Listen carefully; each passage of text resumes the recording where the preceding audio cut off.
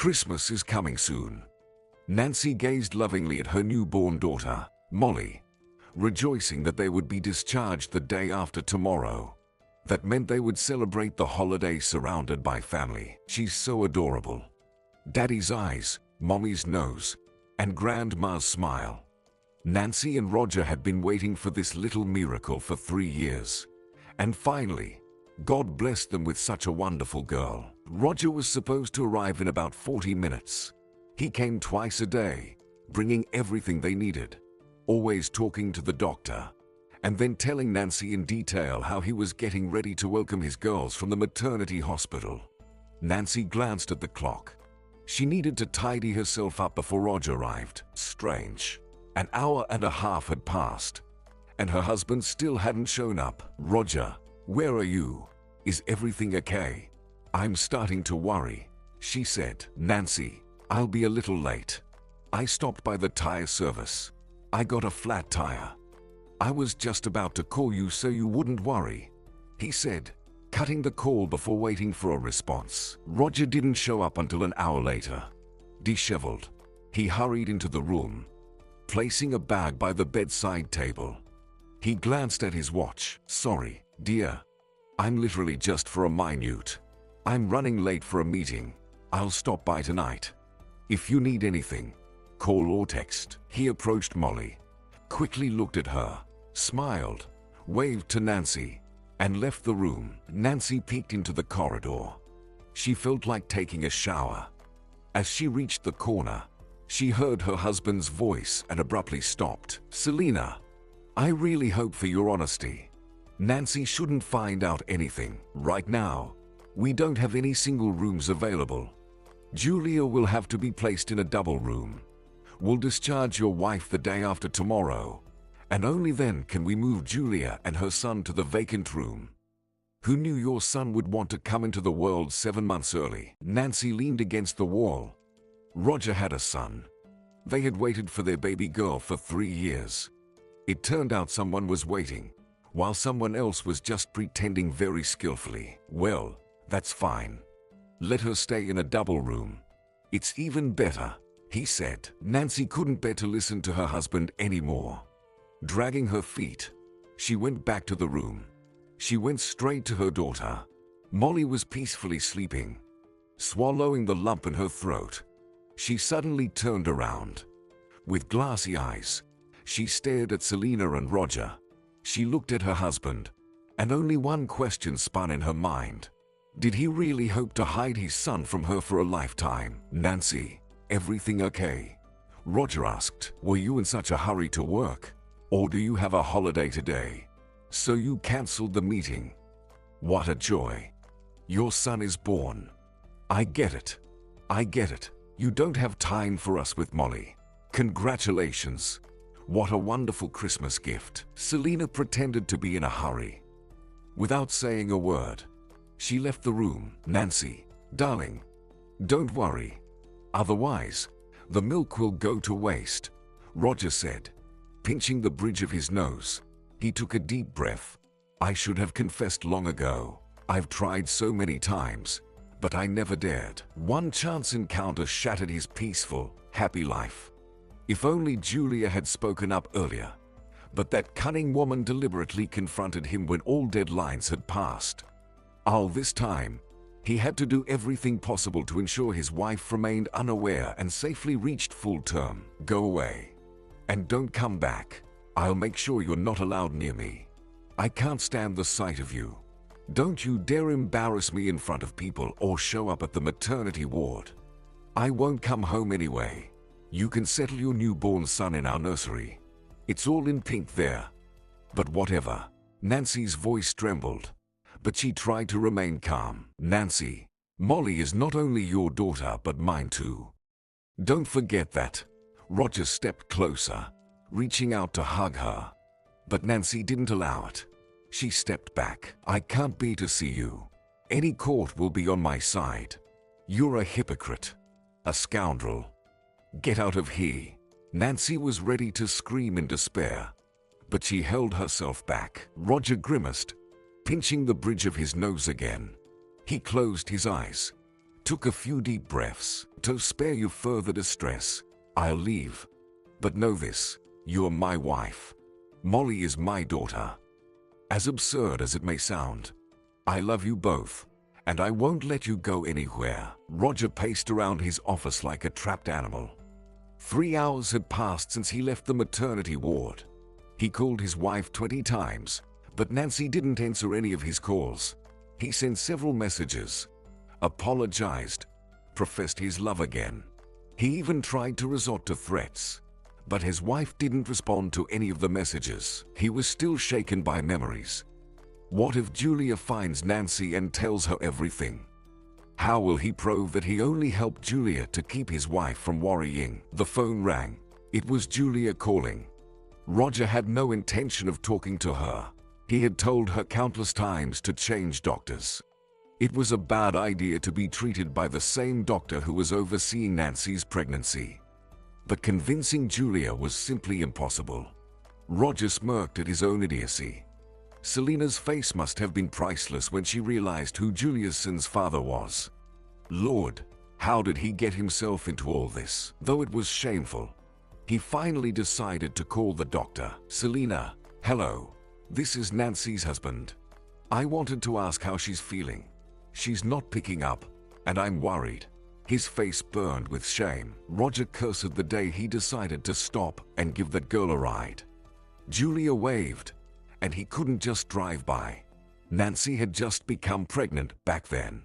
He hadn't thought about the consequences at that time. Hello, Roger. Nancy's doing well. She's holding up. She's trying not to dwell on the bad stuff and not to cry to keep her milk from drying up. By the way, she asked that besides her parents, no one else be allowed into the room. Roger felt like Selena didn't understand him and might even scorn him. That's all.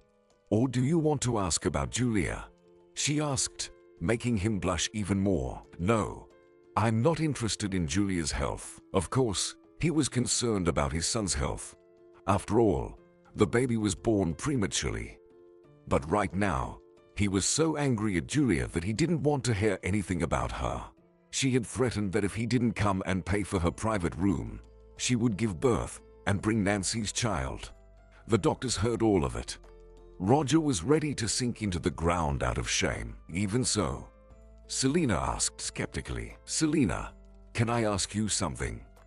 If Nancy's condition worsens, please let me know, he requested. Okay, Roger. Selena ended the call, and after a moment of thought, Roger decided that he would still go where he needed to be in the evening, to his wife and daughter.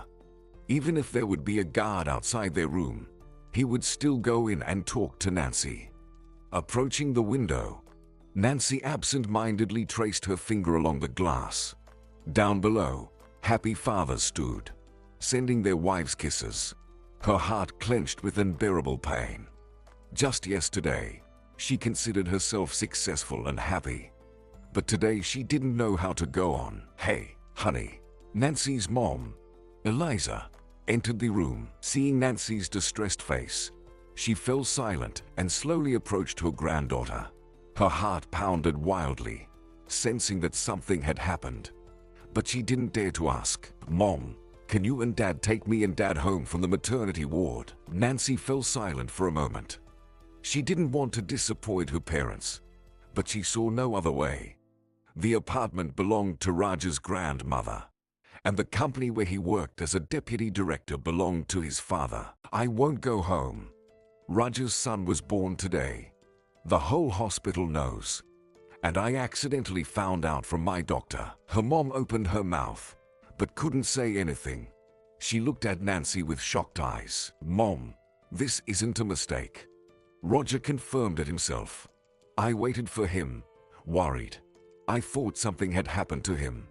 And he, in the meantime. Nancy bit her lip to hold back tears. I think Molly and I will stay with you for a while. I'll file for divorce, for child support. And while I'm on maternity leave, I'll help you develop your blog about delicious and healthy food. Once I'm feeling a bit better, I'll rent an apartment, and Molly and I will move out. I can't believe this. How could he treat you like that? Her mom exclaimed. Mom, I forbade him from coming to me. I told him not to embarrass me and not to come anymore. Let him take his son, and we'll manage without him somehow. All the doctors and nurses are gossiping. They look at me with pity. Well, it's no wonder. There's a wife and a lover in the maternity ward with newborn babies. Nancy sighed heavily. And your dad and I bought a stroller yesterday and brought it to your home. Eliza sighed heavily. Let him go to hell. Nancy, you are neither the first nor the last whom a husband has stabbed in the back. Nancy took her mom's hands. Mom, maybe you and Dad could go to Rogers and get my things. At least for the time being. Don't worry. Your dad and I will get ready for our granddaughter's arrival. We'll take your things, and we'll buy everything necessary for Molly. It's a shame, of course, that we don't live in the city. But it's okay. Roger didn't want to answer the call. Sure, it was Julia calling again. But when he saw his mother-in-law's number on the screen, he immediately understood that she was already aware, and the conversation would be difficult and lengthy. Hello, Eliza, he said. Roger, when will you be home? We need to get Nancy's things. Eliza got straight to the point. I wanted to go to Nancy's after work. She's not answering my calls, and we need to talk. Roger, I understand that you absolutely must be at the maternity ward tonight. Your son was born. As a loving father, you must inquire about his health. But don't you dare interfere with our daughter in her mess. Don't you dare break into her room. Nancy's had enough of you. Use your brain. You'll talk. But later. Eliza tried to speak calmly and even indifferently. I won't give Nancy's things away. She has her own home. You won't give her things away. Fine. We've heard you. Give them to your girlfriend instead. Nancy will buy new ones. We don't need anything. Take everything. Just leave our daughter alone. You scoundrel. I'll come for the discharge and take the baby home. Molly is my daughter. Don't forget that. Roger yelled. Unlike you, we never forget that. Eliza ended the call. Did you hear? She turned to her husband, waving his hand. Peter started the car. Oh, forget about him. I don't even want to talk about him. Let him give Nancy's things to his mistress for Christmas. And we'll give Nancy money. She'll buy new things. Let's go to the children's store instead. Buy everything necessary for our granddaughter. Roger repeatedly dialed his mother-in-law's number, but she didn't answer. Pushing the phone aside, he walked to the window. Now he had his in-laws against him too. He should have calmly talked, asked for advice. But like a fool, he argued with them over Nancy's things. When he heard the phone ring, he grabbed it. But seeing Julia's number, he bit his lip and smirked. Yeah. What do you want? He asked irritably. What do you mean? What do I want? Are you coming tonight? Julia inquired. No, I'm not coming. And I'm never coming. Stop calling me. I'm working. I can't talk to you all the time. And remember, I'll only acknowledge the child after the DNA test. He abruptly fell silent. There was silence on the other end of the line. Instead of preparing for the upcoming joyful events, he had to sort out everything with everyone and feel like a complete idiot. All because Julia had delusions of grandeur, and now he had to put her in her place. I was told that despite our son being born prematurely, he was born healthy. If everything goes well, they might bring him to me tomorrow. Julia barely uttered. A strange feeling of complete indifference swept over him at her words, as if the information didn't concern him at all. Great. I hope everything goes well for you, he replied. I need your support right now. Our son is in the ICU, Julia said, barely holding back tears. There will be no support from me. I won't show up at the maternity ward anymore. I don't want to embarrass myself. Roger growled into the phone. And you won't go to your wife either. Julia sniffled. It's none of your business. Nancy is my lawful wife. And you are nobody to me. So what if we slept together a couple of times? If you think I'll destroy my family for a fleeting affair, you are sorely mistaken. I'll talk to you only after the paternity test. Roger ended the call. I should have put her in her place right away, he muttered quietly. The door opened, and without knocking, his father, Ron, entered the office. Hey, son, listen. Why can't your mom and I reach Nancy today? I hope everything's okay with our granddaughter. Nothing's changed. We're meeting by the maternity ward the day after tomorrow to bring Nancy and our granddaughter home, Ron said. Roger looked away. It was embarrassing to admit that the event was cancelled. Dad, we're not going to pick up your granddaughter. Nancy and I had a fight. She'll stay with her parents for a while. And don't ask me anything because I don't know anything myself. Don't call her, all right?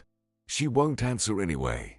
My wife is very upset with me, Roger said. His father looked at him in a way that made everything inside him turn upside down, as if he expected his son to laugh, pat him on the shoulder, and say it was a joke. But Roger didn't even smile. He got up and headed for the door.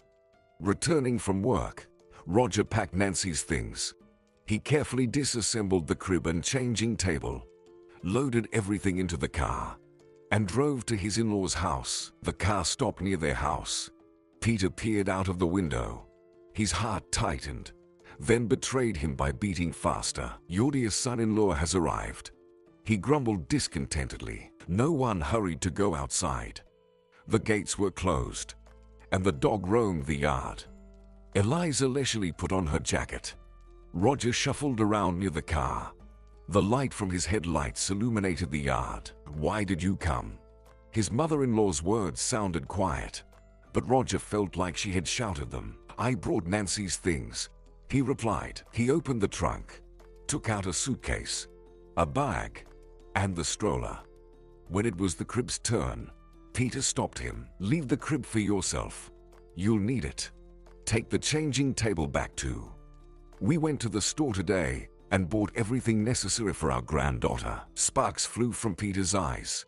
It seemed he was about to lunge at Roger with his fists. I wanted to do what's best. It's all for Molly, Roger stammered. Peter grabbed the suitcase, opened the gate, and Roger took the bag. I'll help. Eliza stood in his way, closing the gate. There's nothing for you to do here. Leave, so your presence doesn't pollute this place. We'll carry everything ourselves. Roger stopped, put the bag on the ground. Maybe we could at least come into the yard and talk. I didn't come here to argue with you, he suggested. Our daughter gave birth to her child in a legal marriage. She didn't meddle with a married man. She's not to blame for what her husband turned out to be. Sooner or later, people will find out, Peter said as he snatched the bag from Roger's hands and turned to his wife. Eliza, let's go home. We've taken Nancy's things. We have no other topics for conversation. Let him live with his mistress. Thank God. Our daughter won't have to stew in this hell anymore. Closing the gate in Roger's face, Eliza went inside. While her husband was hauling Nancy's things into the room, she sank onto the couch and cried. What a scoundrel. You can see how he rejoiced that he no longer had to torn between his wife and mistress, that he decided to get rid of all the things himself. Peter sighed heavily, looking out the window. The son-in-law's car was still parked outside. Roger was unloading boxes, bags, and packets from the trunk, arranging them neatly near the gate. It was strange to watch as they suddenly became complete strangers to each other, seemingly unprepared to even talk to one another. That night, Nancy couldn't sleep. It was hard to grasp that she would never return to her husband's apartment and would instead go home to her parents with the baby. Selena empathized with her, promising to discharge her the next day. She wanted to somehow get back at her husband, to ensure that he wouldn't meet her upon her discharge. Unable to sleep, by morning she felt a pain in her neck. Nancy tossed and turned in bed, unable to get up. How are you feeling? Selena asked. I have good news for you. You can call your parents. Let them come in the afternoon. Both you and the baby are healthy, so we're discharging you a day early. Thank you, Selena, Nancy said, lowering her gaze. You're welcome. By the way, If you're curious, your husband didn't visit Julia yesterday or today. I'm not interested. Let them do whatever they want. Nancy waved her hand. Knowing she would leave from here today made her feel so much better. Nancy smiled and sighed with relief. Thank goodness. This nightmare would end. No one would whisper behind her back or look at her with pity anymore. Lately, Roger often reminisced about his life with Nancy. They endured the struggle of infertility for so long, and when they finally saw the test with 2 long-awaited stripes, they couldn't believe their eyes. The joy seemed boundless. He was ready to carry his wife in his arms, fulfilling all her whims. But then he met Julia. That girl was quite audacious. At first, he even liked it. But then, he found himself torn between his wife and the mistress who only dreamed of causing a rift between him and his wife. Roger glanced at the clock. Nancy was supposed to be discharged today. How he wished he could turn back time, correct his mistakes, and never make them again. He would certainly try to earn her trust again, but it would be very difficult. He never intended to tie his life to Julia. One thing was to have a fling. Another was to tie his destiny. If the test confirms that the son is indeed his, he'll help. But she shouldn't expect more than that. Yesterday, he had to tell his parents about his son. He couldn't bear to keep it all to himself anymore. His father just shook his head and chuckled, while his mother couldn't believe that her son could act so despicably. He couldn't understand how he had sunk so low in life. Roger dialed the doctor's number. Selena. This is Roger, Nancy's husband. He hoped Nancy would at least let him hold Molly in his arms. Roger. Nancy was discharged yesterday. I'm sorry. I forgot to call you. We have a single room available now. Shall we transfer Julia? There was silence on the line. Roger. Are you there? No. Selena. We won't be transferring Julia anywhere. Goodbye. Roger hung up. Nancy opened her eyes and turned her head. Molly was cooing in the crib.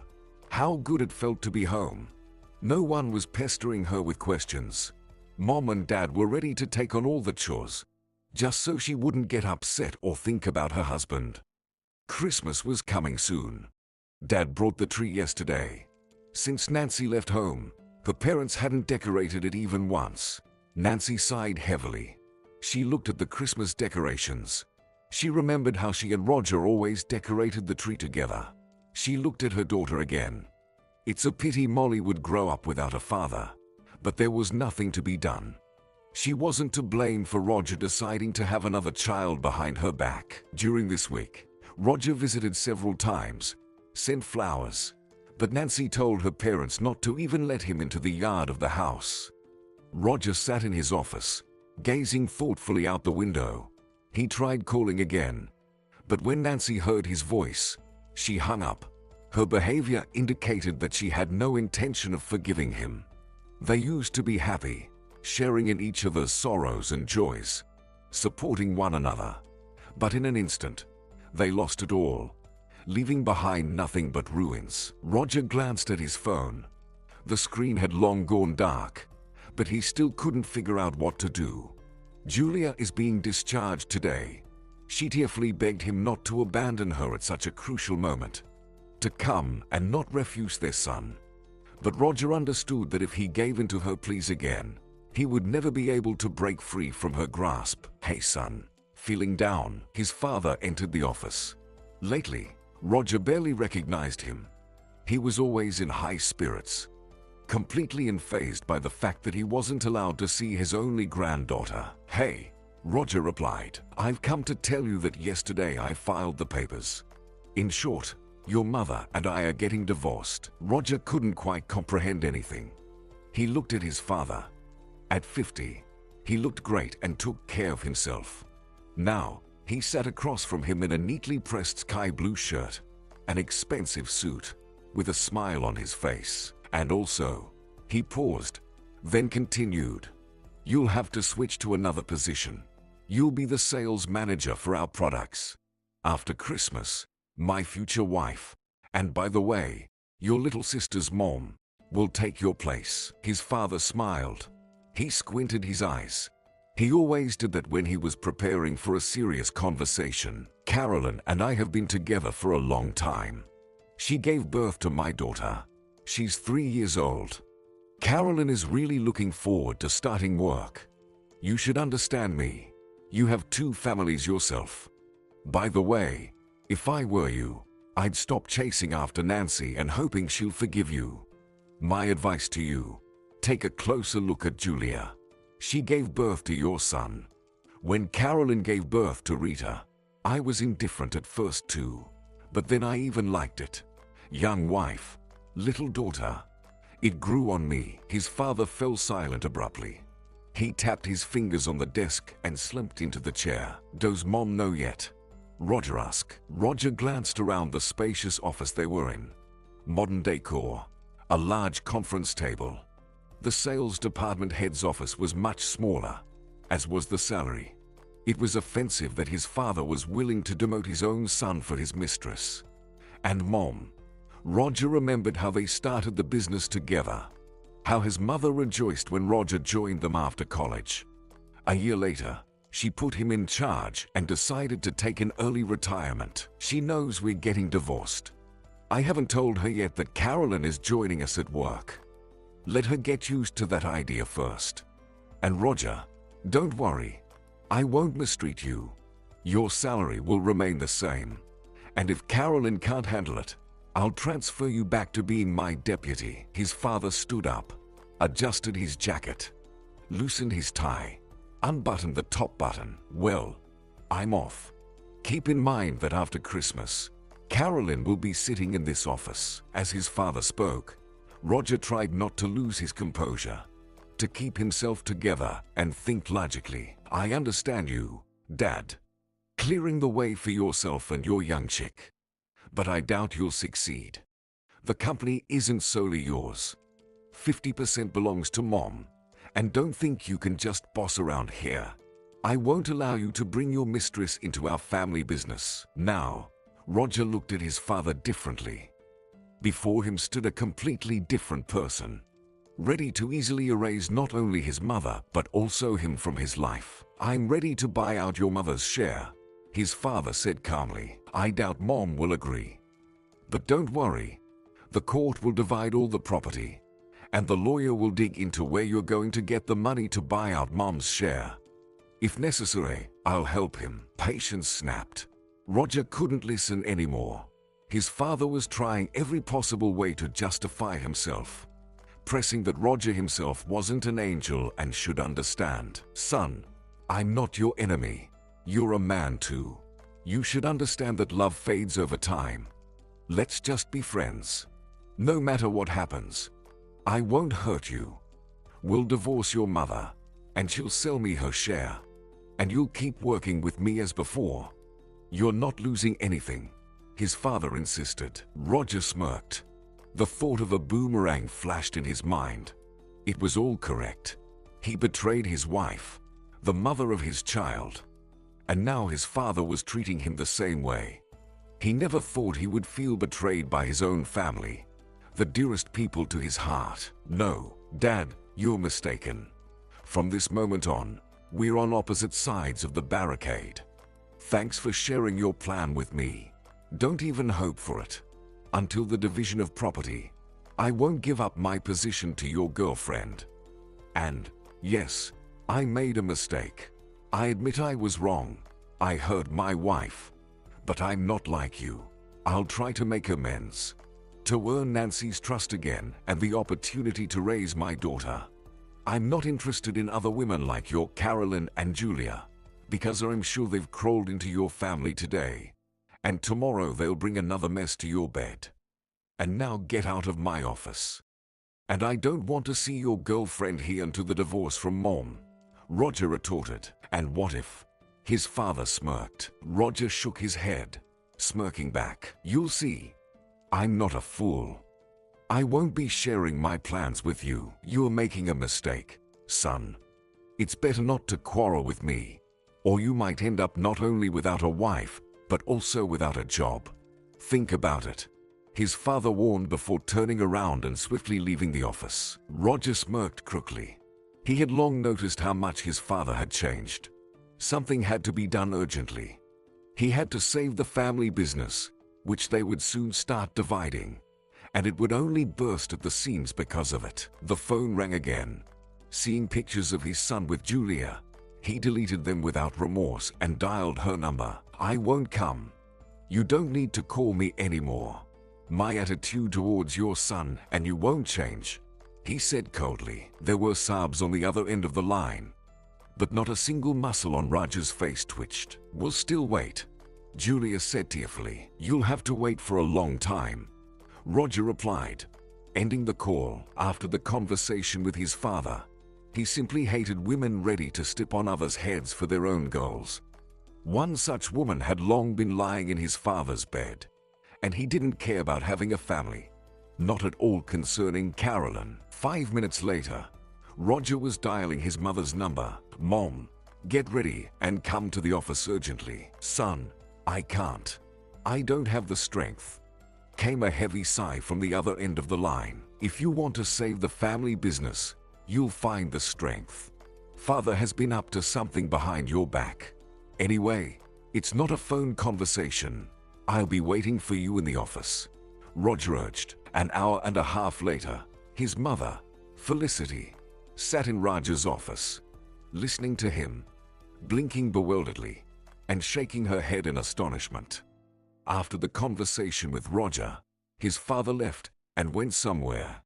When he returned, he learned from the secretary that the company was undergoing an audit. As a result of the audit, it turned out that their beloved daddy secretly introduced the position of a personal consultant into the staff schedule. And for 3 years, the accountant had been monthly transferring a pretty decent salary to her. Besides, Carolyn was receiving bonuses. "Are you happy?" Father entered Roger's office just as he was reviewing the audit results.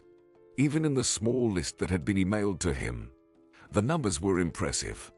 Roger tore his gaze away from the monitor, leaned back in his chair. Not seeing his father's usual satisfied smile, he smirked himself. "Why don't I see joy on your face?" Roger jabbed. "Tell your girlfriend not to hope for anything. First, you'll return to Mom and me everything you've spent on your second family. It seems you spared no expense for her. You were giving her bonuses twice as much as your own son. But that wasn't enough for her. She wanted power. So, to keep her out of my sight, thank you for your concern, son. But I have a counter-offer for you. Vacate my mother's apartment. She left it to me in her will. Thank God I didn't transfer it to you." Roger looked at his father. It was impossible to shake off the feeling that a bucket of garbage had been poured over him. "Fine, I'll vacate the apartment, but you'll have to reimburse us for the repairs. I'll provide you with the receipts." "Provide them," his father said angrily. Roger could see his father barely holding back from rushing at him with fists clenched. But it amused him. "Carolyn, Rita, and I have decided to fly to the islands for Christmas. I put the apartment up for sale yesterday. Hopefully, you won't be there when we arrive." His father looked at Roger for a few seconds, as if he wanted to add something more, but abruptly changed his mind.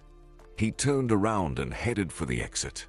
Roger decided not to delay the move. Being alone in the apartment was unbearable. Everything reminded him of Nancy. Alone in the evenings, he remembered how they prepared for Molly's birth. He felt guilt and still held on to hope, at least to talk, to explain that he couldn't confess because he was worried about her well-being. Her face full of hatred still lingered in his mind. "It's okay, son. As soon as we settle things with your father, we'll buy a new apartment for you and Nancy. We'll take everything from him. Then we'll see how that scoundrel's lover will love him." His mother reassured him. Life without his father wasn't as scary as he thought. After he filed for divorce, only a few days passed before his mom stopped crying at night. After Roger refused to meet Julia from the maternity hospital, she stopped calling, texting, or sending photos of their son. He could only dream that she would finally leave him alone. But deep down, he hoped that the DNA test would still show a negative result. "I don't need the apartment for now. I'll live with you. It's more fun together," Roger said. Roger sighed heavily. Just a month ago, he and his mom couldn't even imagine spending Christmas alone. In a moment, everything around them would collapse. There would come a time when loved ones would turn away from them, and he and his father would become sworn enemies. On December 24th, it was a shortened day at work. His father flew on vacation yesterday. After congratulating the employees on the holiday, Roger came home, dreaming of going to bed early and not experiencing the holiday for the first time in his life. Entering the hallway, he heard his mom talking to someone. "Nancy, can Roger and I come to at least have a look at the granddaughter?" his mother said over the loudspeaker. Roger held his breath, quietly took off his shoes, and went into the kitchen. His mother was sitting on a chair, talking on the speakerphone with Nancy. It felt like she was worried. She gestured for him not to interfere. An oppressive silence fell in the kitchen. Roger was absolutely sure that his wife wouldn't allow them in again, saying she wasn't ready for a serious conversation yet. "Come over," Nancy replied. It felt like his heart leaped out of his chest, and the only thought spinning in his head was what to give his wife and daughter. Nancy hung up. She looked at her bewildered mother. Literally yesterday, she didn't even want to think about her husband and his parents. She had no intention of talking to them, let alone showing Molly to them. Maybe the holiday, which she adored since childhood, had an effect on her. Nancy herself didn't know why she did it, but hearing that her mother was talking to her mother-in-law, she passed on her greetings.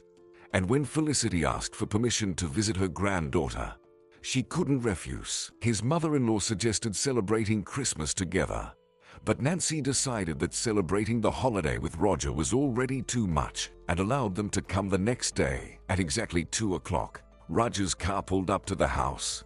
The parents exchanged glances. Peter put on his jacket and went outside. If it were up to him, he wouldn't have let such a son-in-law in. But since his daughter allowed it, he opened the gate and let the car into the yard. For Molly, they brought 3 packs of diapers, a jumpsuit, and a huge teddy bear. A whole package of different onesies, bodysuits. Roger hastily grabbed everything in the store yesterday that pleased the eye. After washing their hands, Roger and Felicity immediately went to the room where Molly slept. "She's grown so much," whispered Roger. "What a beauty. She looks like me," remarked Felicity, and everyone smiled. Roger kept glancing at Nancy. Even though she didn't have a speck of makeup on her face and was dressed in a casual suit, becoming a mother had made her incredibly beautiful. She gained inner confidence and became a completely different person. Eliza invited everyone to the festive table. Roger was quieter at the table. He avoided eye contact and constantly pulled Nancy into the room to finally be alone and talk calmly. "Why are you shy, Roger? Speak up in front of everyone. Our daughter has no secrets from us." Eliza couldn't hold back. "How's your son doing? I hope you've already picked them up from the maternity hospital." "No, I didn't pick them up from the maternity hospital. I've never seen my son and don't want to," Roger replied. Everyone fell silent. They stared at Roger with astonished eyes. Peter chuckled loudly, shook his head, but didn't say anything. "I love Nancy, and besides my wife and daughter, I don't need anyone else," Roger said. Peter couldn't hold back, pushed the napkin aside. "What about before, when you cheated on your pregnant wife behind her back? If you're interested in my opinion, I don't believe you. You've never seen your son. You were running around the maternity ward, arranging a private room for your girlfriend. It's a pity there weren't any available. Otherwise you would have housed all your wives nearby. Convenient. First one, then the other." Roger blushed, while Eliza nodded in agreement, and Nancy, looking away, thought that she didn't need to say anything anymore. Her thoughts had been voiced aloud by her father. "I don't deny it. I'm guilty. I don't deserve forgiveness. But I honestly say that I don't communicate with Julia. I'll talk to her only after the DNA test because I doubt that he's my son." "Why are you silent, daughter?" her mother asked. "What's there to say? Everything is clear and understandable. Roger had a son. It's unpleasant to realize that for my husband, I turned out to be just one of many. The most offensive thing is that if Julia had given birth to a son on time, I still wouldn't have known anything about it. Am I not right? Dropping his head down, Roger remained silent. Felicity stood up for her son. I'm not defending Roger. I found myself in a similar situation. Literally before Christmas, my husband announced that he had another family long ago. Now my son has felt all the delights of betrayal from the closest and dearest person. He understood how painful and hurtful it is. Dad is tearing and throwing around right now. He already took the apartment from his son, thinking he needs it more now. So we got our share too. With a heavy sigh, Felicity covered Nancy's hand with her own. Nancy, you should know that I will always be on your side. You can always come to me for help. I understand that you don't trust my son, but he really doesn't communicate with Julia. After you found out about his adventures, he hasn't seen her once, and I don't want to know anything about her either. Nancy listened to her mother-in-law and didn't understand a thing. Roger had deceived her for so long, catering to the whims of his pregnant mistress. And now he abruptly changed his mind and stopped communicating with her altogether. Can this really happen? Roger, Felicity, thank you for coming. I won't hide it. Despite the hurt, I'm glad that Roger doesn't forget about his daughter. But I'll be straightforward. Right after the holidays, I'll file for divorce. You can come to see Molly, but don't expect us to be together, Nancy said, looking at the wall clock and then scanning the guests. I'm sorry, but I can't give you any more time. Molly slept poorly today. I'll feed her now and want to rest a bit. Please, don't disturb me, she added after bidding everyone goodbye. Nancy herself didn't understand how she managed to calmly deliver her speech, get up, and leave for her room. She really wanted to go back, but she knew she shouldn't. Once you lie once, you'll lie twice. Ron, Carolyn, and Rita had been lounging by the ocean for 3 days already. On the surface, it seemed like living the dream. He had his young wife and daughter by his side. But after an unpleasant conversation with his son, there was no joy. Ron didn't want to take the apartment away from him. But when Carolyn found out they wouldn't be paying her salary anymore, she got so angry that he had to evict Roger from the apartment.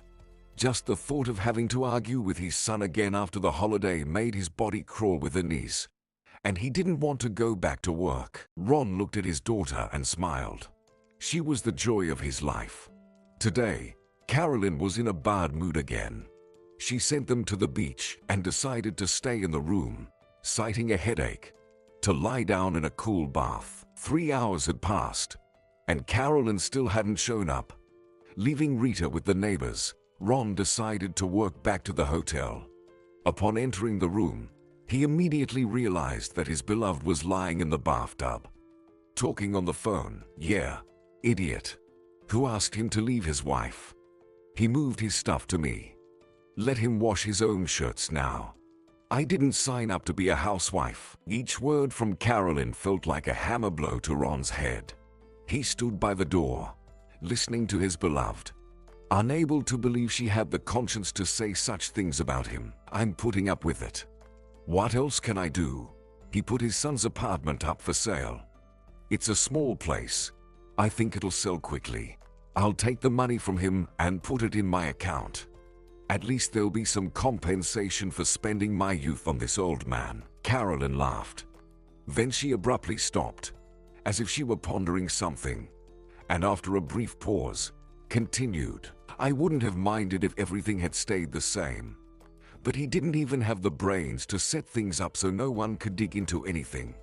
He should have prepared first, provided for Rita and me for the rest of our lives, and then split up with his wife. I told him not to rush. Now because of that idiot, I have to meet Jack at the hotel. To calm his own tremble, Ron had to fold his arms across his chest. I thought he'd set me up in a job with him, and I'd be a business lady. I will charm his son. So what? I'd gladly trade him for his son. Ron couldn't listen anymore. He needed to open the door, enter the bathroom, and tell Carolyn to watch her tongue and not dare speak about him like that behind his back. But his tongue felt numb.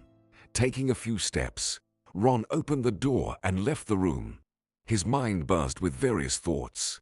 Barely moving his feet, he headed to the beach. He looked closely at his daughter. Rita was building some sort of tower out of sand.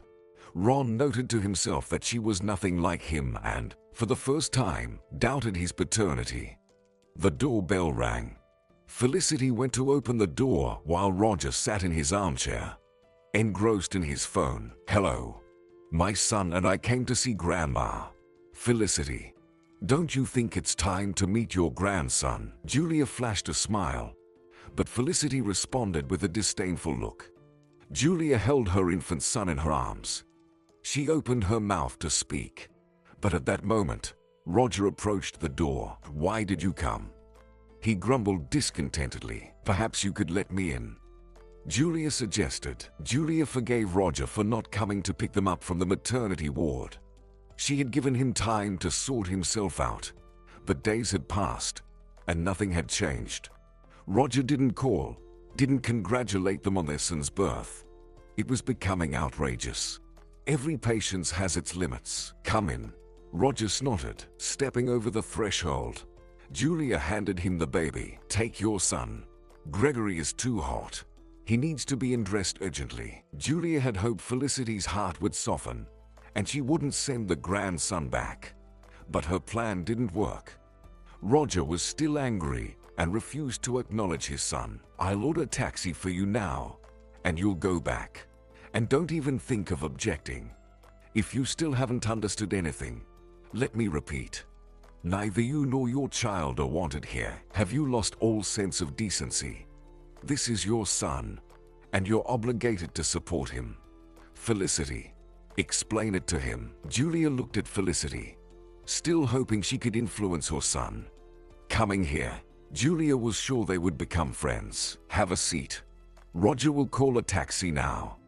I hope it arrives quickly so the child doesn't overheat," said Mom. Julia sat down on a chair, watching as her child's father called a taxi, astonished that no one paid attention to Gregory. "You can go now. The taxi is waiting for you downstairs," Roger said calmly. Julia was speechless at his audacity. Throughout her pregnancy, he had remained silent, claiming he had no intention of divorcing. He had promised he loved his wife and would never leave her. Despite being angry, he indulged her whims. But as soon as Nancy found out he had another family, Roger changed. Picking up a dirty shoe from the floor, Julia hurled it with all her might. "You scoundrel. You want to stay clean, but you won't succeed. Gregory is your son, and parents are obligated to support their minor children. I'll go to court to establish paternity. There's no way out for you. You'll pay child support. If you don't understand nicely, we'll do it the hard way." Julia was only holding back because of the child.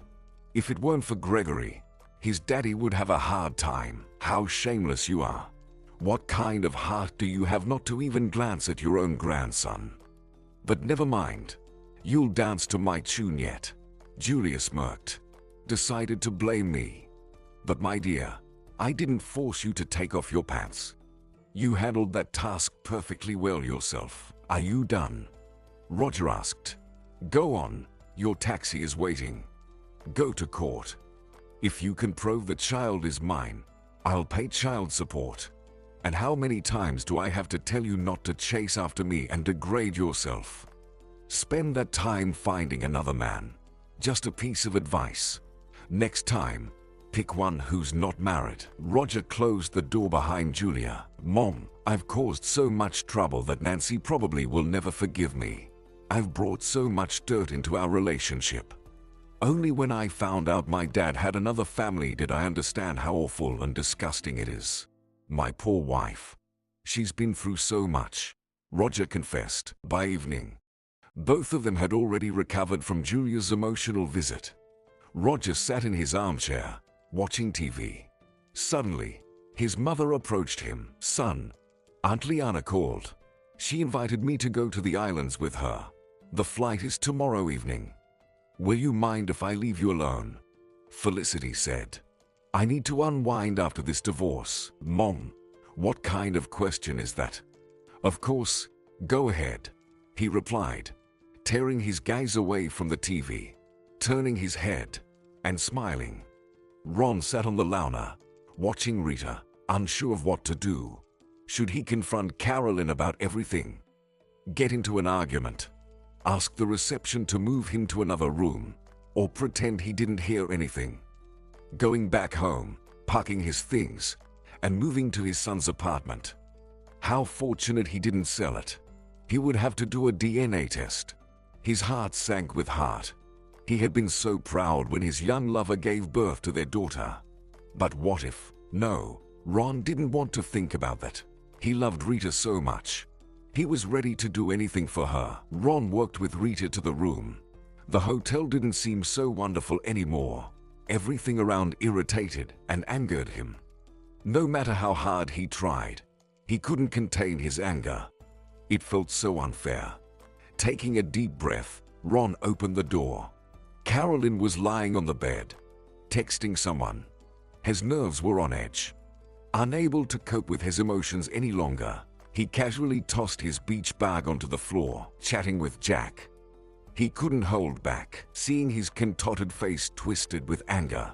Carolyn snapped out of her reverie, eyes widening in surprise. She instantly jumped up. She received a message, but Carolyn didn't bother to read it. Reply, or should I? He reached for the phone. "Darling, you must have got overheated in the sun." Messages kept coming to the phone, but Carolyn paid them no attention. "How could you? I did everything for you too. And you," Ron smirked bitterly, "wanted to become a business lady. Decided to trade me for my son. And who are you after that? A heartless woman." Ron tried to speak calmly, but inside, he seethed with hatred and injustice. "Where did you get that idea?" Carolyn bit her lip. Did her friend betray her? How could he know about their conversation? "I came to the room and heard you complaining to your friend about me, calling me an old man." Hearing his words, Carolyn scooped Rita into her arms, and Ron, tilting his head up, smirked bitterly. He approached her closely. Carolyn was ready to fight tooth and nail, but she wasn't about to back down. She gently placed Rita on the floor. Carolyn took off her robe. In complete silence, she put on her swimsuit. "Now it's my turn to take a stroll. I'll be back in the evening. Hopefully, by then, you'll have calmed down, and we can talk." Waving to Rita, she left the room, slamming the door loudly behind her. Carolyn went back down to the bar. After Ron overheard her conversation with her friend, they barely spoke to each other. Being in the same room with her lover was unbearable. Every evening, she left him with Rita.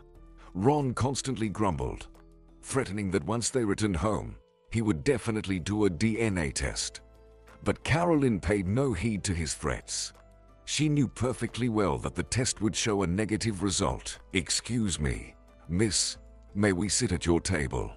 Two women asked her. Carolyn looked around. There were indeed no empty tables. She silently shook her head. "We just arrived today. We don't know much yet," one of the women said. Carolyn glanced at them. One of their faces seemed very familiar to her. "I hope you'll have a better time than I am." Carolyn slurred. "Why are you alone?" Liana asked. "I had a fight with my lover. Maybe now he'll crawl back to his old wife. Let him go. I don't care. By the way, I'll introduce you to him now." Felicity and Liana sat with their backs to the exit. When Carolyn waved her hand, they didn't turn around. "You're drunk again. The child has a fever, and you're in the bar again. Get ready. Let's go to the room." "How much longer will you keep drinking?" Hearing the familiar voice, Felicity turned her head, met her ex-husband's eyes, but without saying a word, turned away again. Liana's face twisted into a sardonic grin. "Run. Hello. What a meeting. I've longed to meet your young wife." Liana said. Ron fell silent. Seeing Felicity, he wanted to run away. He didn't know where to hide from shame. She's not my wife, he replied. He glared angrily at Carolyn, silently praying she wouldn't blurt out anything unnecessary. If someone had told Ron 10 days ago that he would regret leaving his wife, he would have laughed at them for a long time. I see a familiar face. It turns out we've shared a man for 4.5 years. Carolyn extended her hand in greeting, but Felicity just smirked. Are you on your honeymoon? Liana asked. The situation amused her. Ron tried to drag Carolyn back to the room, but it was difficult. Carolyn was in such a state that she didn't care about her sick daughter. What honeymoon? I haven't even divorced my wife yet, he wanted to add. And maybe I won't, but he kept quiet. He would talk about it privately with Felicity later. Are you coming or staying? Ron addressed Carolyn again. He looked at his wife's smiling face and realized he wasn't in the mood for laughter. The longer he stayed in this company, the more tragic the situation became. Let's just leave things as they are. No one will get divorced. Ron will go back home. You, Felicity, will feed him, wash his clothes, and I'll indulge him. Ron, are you in agreement? You always complained to me about how disgusting it was to share a bed with your wife, Carolyn said mockingly. Ron turned pale, and Carolyn chuckled maliciously. Felicity, put yourself in my shoes. I lost my job, and I haven't even finished paying the mortgage. I have very little left. Oh, Ron, you let me down. You forced me to take out a mortgage, gave me money for the down payment every month. You can stop now. Ron interrupted her. Very interesting. Go on, Carolyn. Felicity encouraged her. Carolyn opened her mouth, but didn't get a chance to say anything. Two men approached the table. Liana had met one of them on the plane. There you are. We thought we'd find you here. Can we sit at your table? Liana's new acquaintance asked her. Ron eyed the men coldly, intending to introduce himself as Felicity's husband. But seeing Carolyn heading for the exit, he sighed heavily and followed her out. Nancy, our school principal is going to the city tomorrow. Would you like to ride along with him? You mentioned needing to stop by work. And Molly, you can grab something. I talked to Brendan. He doesn't mind taking you with him, said Nancy's father. Nancy silently nodded. She didn't want to go to the city with a stranger, but her father's car had broken down. At 9 in the morning, the school principal pulled up to the gates of the house. Seeing Nancy, he got out of the car and opened the front door. Hello, Nancy. I didn't know Peter had such a beautiful daughter, he said. Nancy was embarrassed.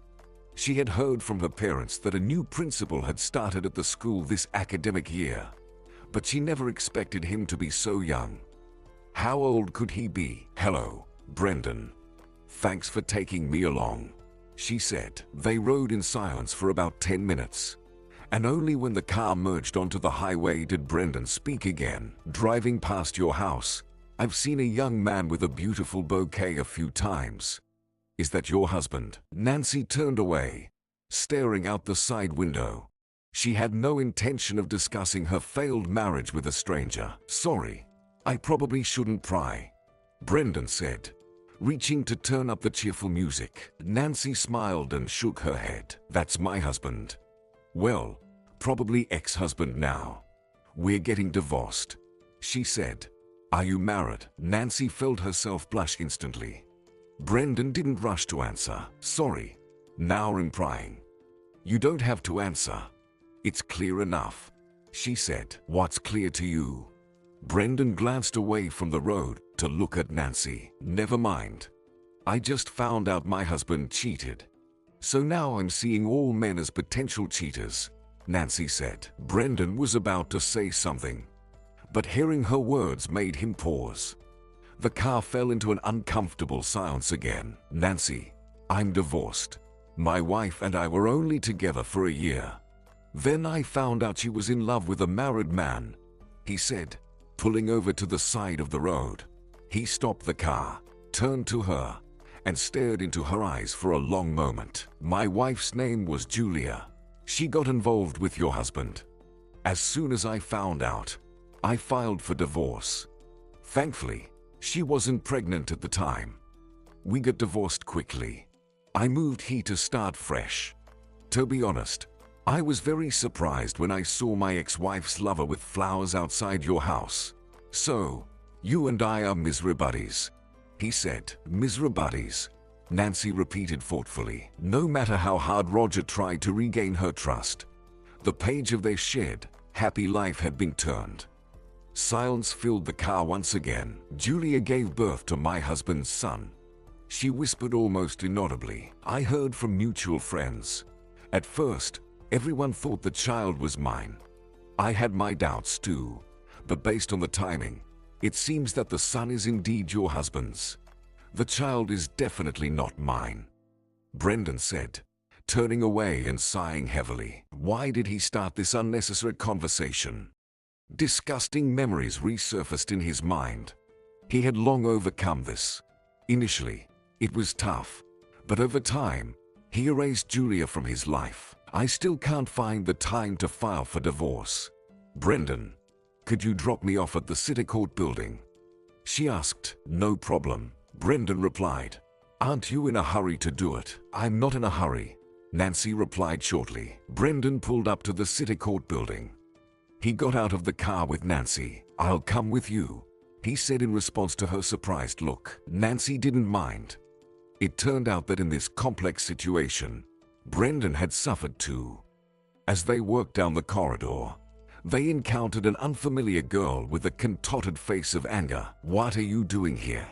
she addressed Brendan. "Nancy, meet Julia, my ex-wife and your husband's lover," he said to her, then turned to Julia. "We're here on business. What about you?" Julia smirked fakely. "Oh, Roger spoils me, of course, but I filed for child support. I want to be sure about tomorrow," she said. "Oh, Roger, he tells me something completely different. He begs me to come back to him and doesn't want to hear anything about the son." "Who should we believe?" Nancy said, turning to Brendan.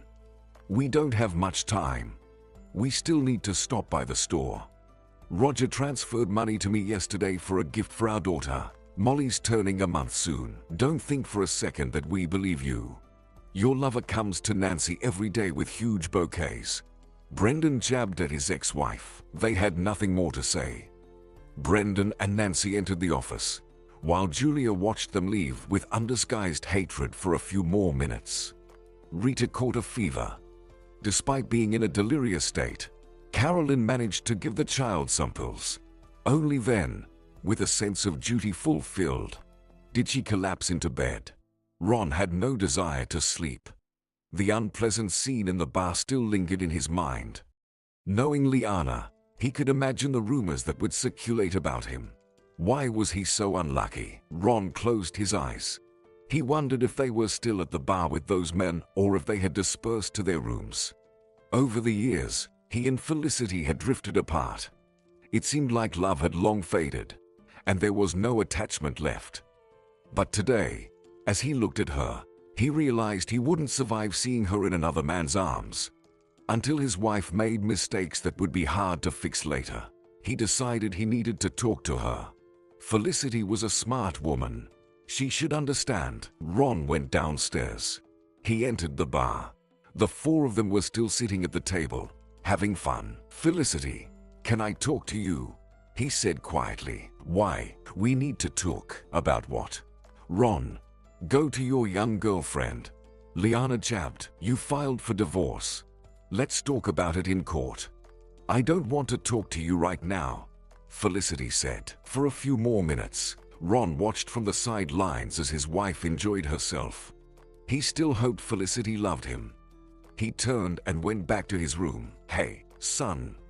Belated happy holidays," Ron said, extending his hand to Roger. But without waiting for a response, he coughed and placed a bottle of whiskey on the table. "Thanks," Roger replied without looking up from his documents. The mood was already as bad as it could get. Mom had left. He had spent all the holidays in front of the TV. He had visited Nancy several times, but his wife was still angry, hardly speaking to him. And last night, Julia called. He answered, and she said she saw Nancy at the city court. Not alone, but with her ex-husband. A nasty premonition hit him, hitting him like a blow to the face. Roger hoped that his wife would quickly get bored at her parents' house. After a while, for their daughter's sake, Nancy would find the strength to give him one last chance. "I wanted to tell you something." His father broke the silence. "I rushed with the apartment. I don't know what came over me.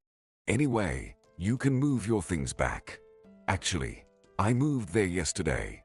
I left Carolyn. I want to apologize to your mother, and if she's okay with it, I'll move our things back to our apartment." Roger looked up from his papers at his father. "Even like this?"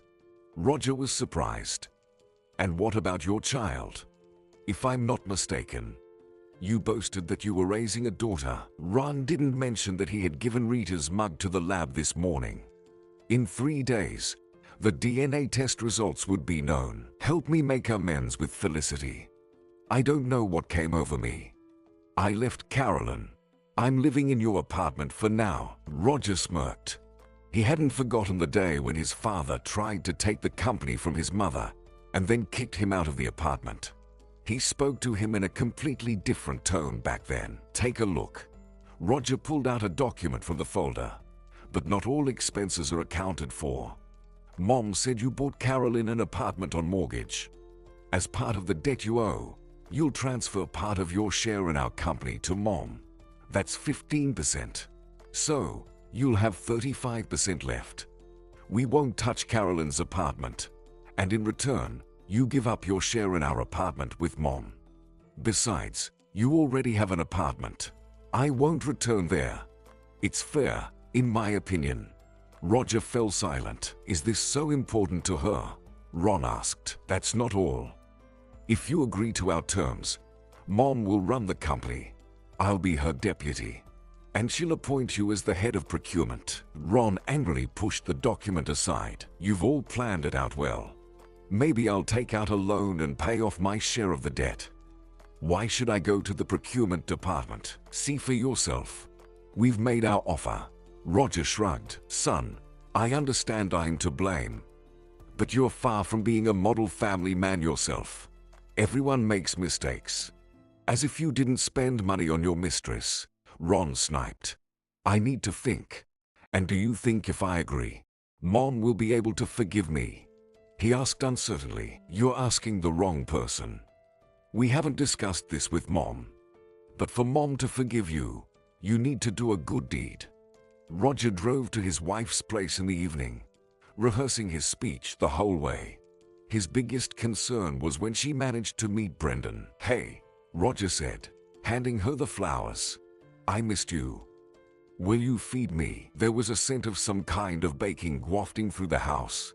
Roger swallowed loudly. "Wash your hands. Come to the kitchen. Molly is still asleep." His wife's voice didn't bode well. "How was your day?" Was Molly being difficult? There was a sense of unease in the air, as if something terrible was about to happen. "I saw the mother of your son in court today." Nancy smirked. "We unexpectedly ran into each other again. I came to file for divorce, and she was filing for child support." Roger wanted to explain that he has no relationship with Julia. She means nothing to him. But then the front door opened. Nancy's father and Brendan entered the house. Roger recognized him immediately. "Hello, Roger," Peter grumbled. "And I invited Brendan for dinner," he said to Nancy. "Brendan, come on in. Let me introduce you. This is the father of my granddaughter, Roger." "I know your granddaughter's father very well, Nancy. This is for you and Molly," Brendan said, offering her a box of chocolates and a set of colorful rattles under Roger's watchful gaze. "Thanks." Nancy took the gifts and gave her father a displeased look. "Why did he invite Brendan to dinner? Do you two know each other?" Peter raised an eyebrow in surprise. "I personally don't know your son-in-law, but we have mutual acquaintances," Brendan evasively replied. "I see. Peter didn't delve into details. Could someone explain to me what's going on here? Roger couldn't hold back. Peter turned, looked at his son-in-law, frowned. Let's all have dinner together. I invited the school principal over. I have the right to do so. We have things to discuss. If someone doesn't like it, it's not my fault. It's my home, and I have the right to invite whoever I want to see. Sorry, Peter. I didn't know you worked together. Thanks for the invitation, but I've already had dinner.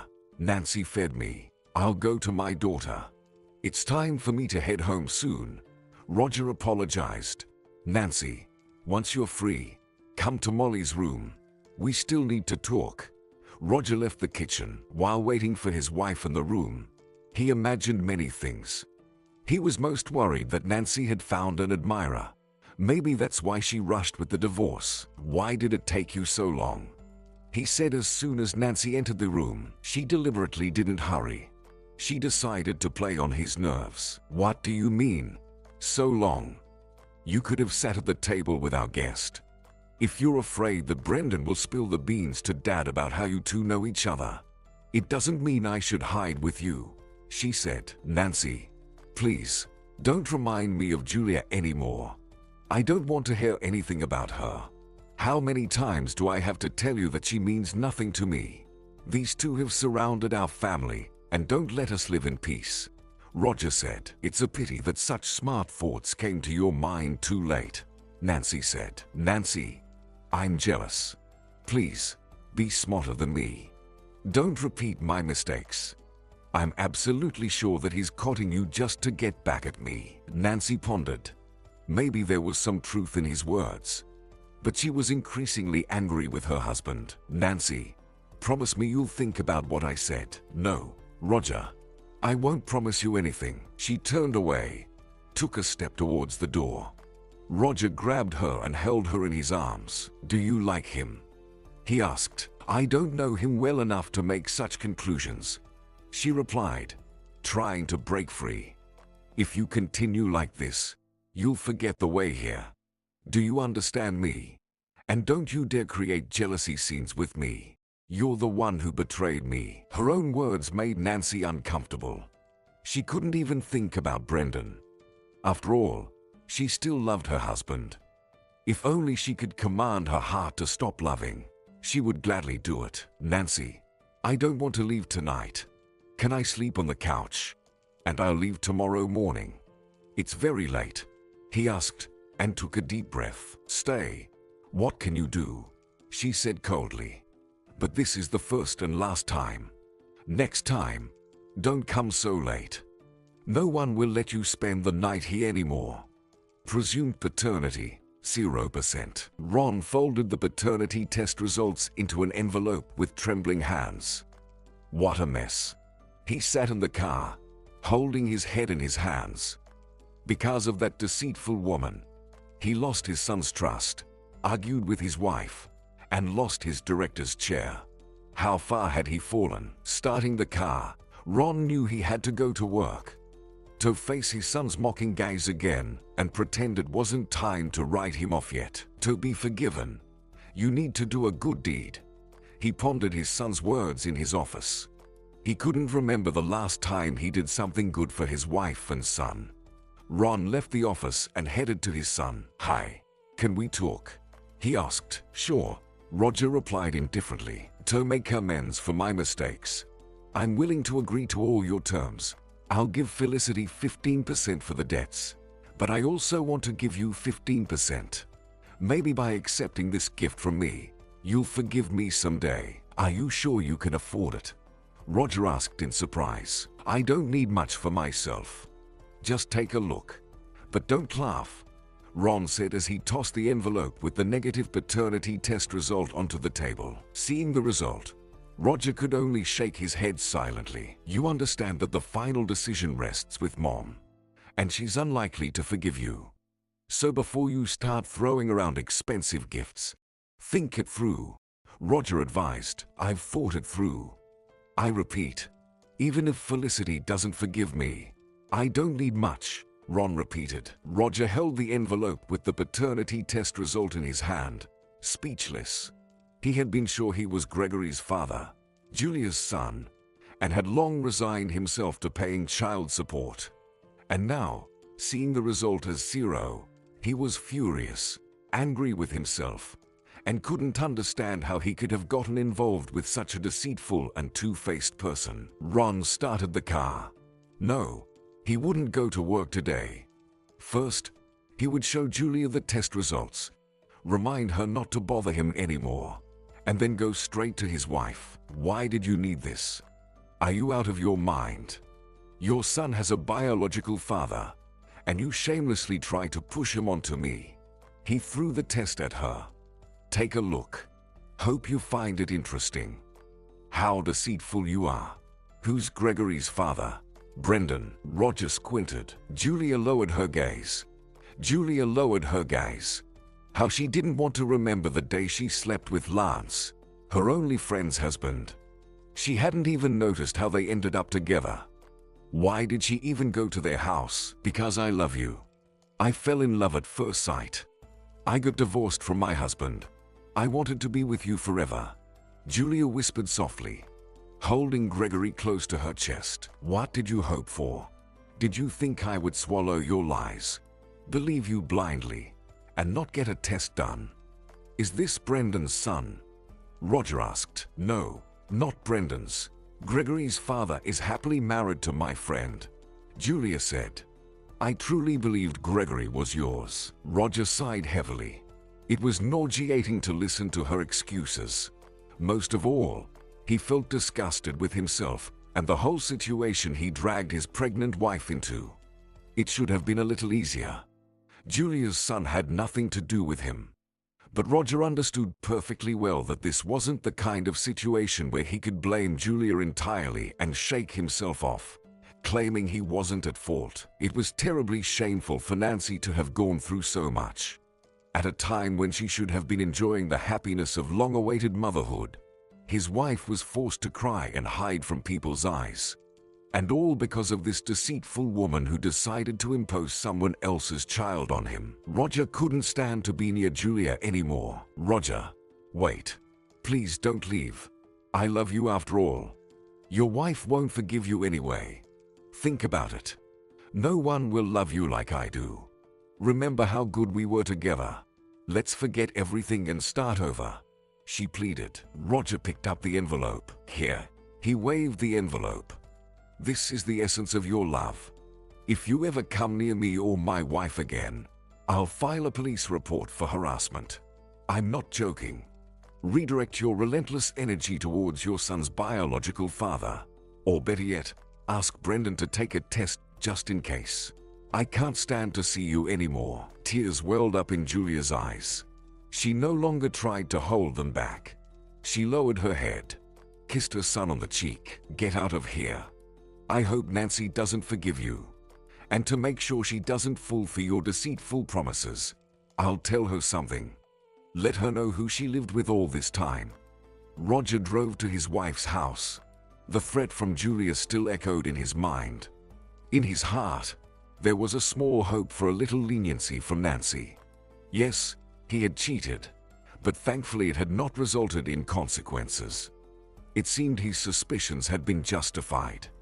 It was long overdue to take the test. For the first time in a long while, Roger arrived at his in-laws' house with good news.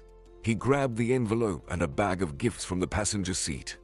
To his surprise, the gate was open. He entered the house. No one greeted him. He was about to call for Nancy when he saw Molly Brendan coming out of a room. What are you doing here? Where's Nancy? He asked. Keep it down. You'll wake Molly. Nancy went to the city with Peter. By my calculation, they should be back in about 20 minutes. And Eliza had to run to school. There was a little emergency in her class, Brendan explained, spreading his hands. I had to let Eliza go for a short while, and I stayed back to look after Molly. Brendan smiled, as if nothing serious had happened. He was a family friend and always ready to help. All right, you can go.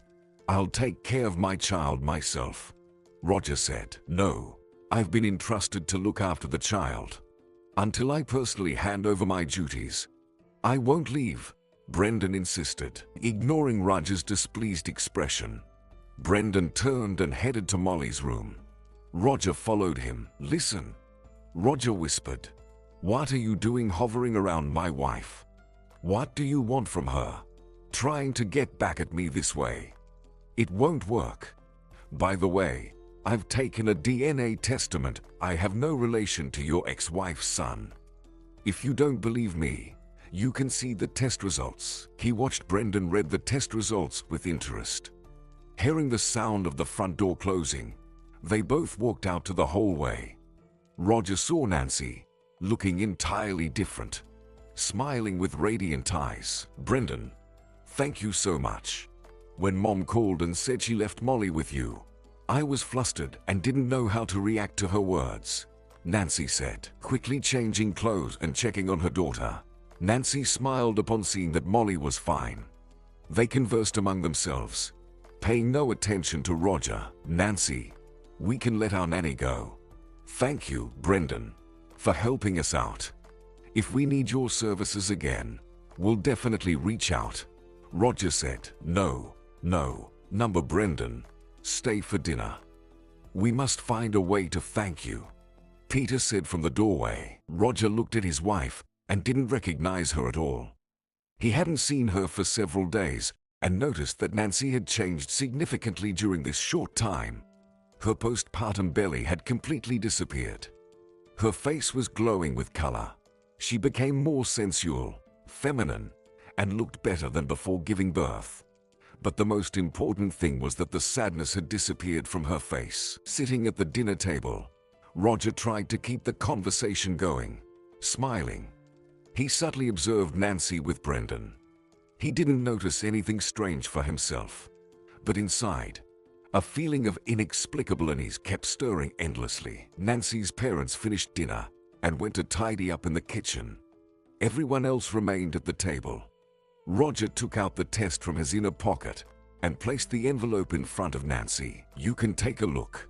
I specifically came to show you. I am not the father of Julia's son, he said, pushing the envelope toward her. Why did you bring it to me? Nancy pushed the envelope aside. I thought you might be interested. Roger's eyes flashed with surprise. Do you really think this test can influence my decision to divorce you? Roger, you're just wasting your precious time, Nancy said calmly. But Roger felt a ringing in his ears. I just want to remind you that Brendan might be the father of Julia's son, Roger said. Sandby. Brendan broke his silence. I saw Julia's medical records with my own eyes. At the time she got pregnant, we hadn't talked for a month and were sleeping separately. I would still take the test if I were you. Doctors sometimes make mistakes, Roger sniped. I don't like you hovering around my wife. We're going through a difficult period, so you shouldn't constantly be around. Try to keep your distance from Nancy as much as possible.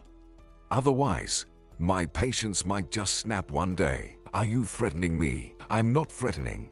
Just warning for now. Roger, can you stop with the nonsense? Brendan works at the school with my parents.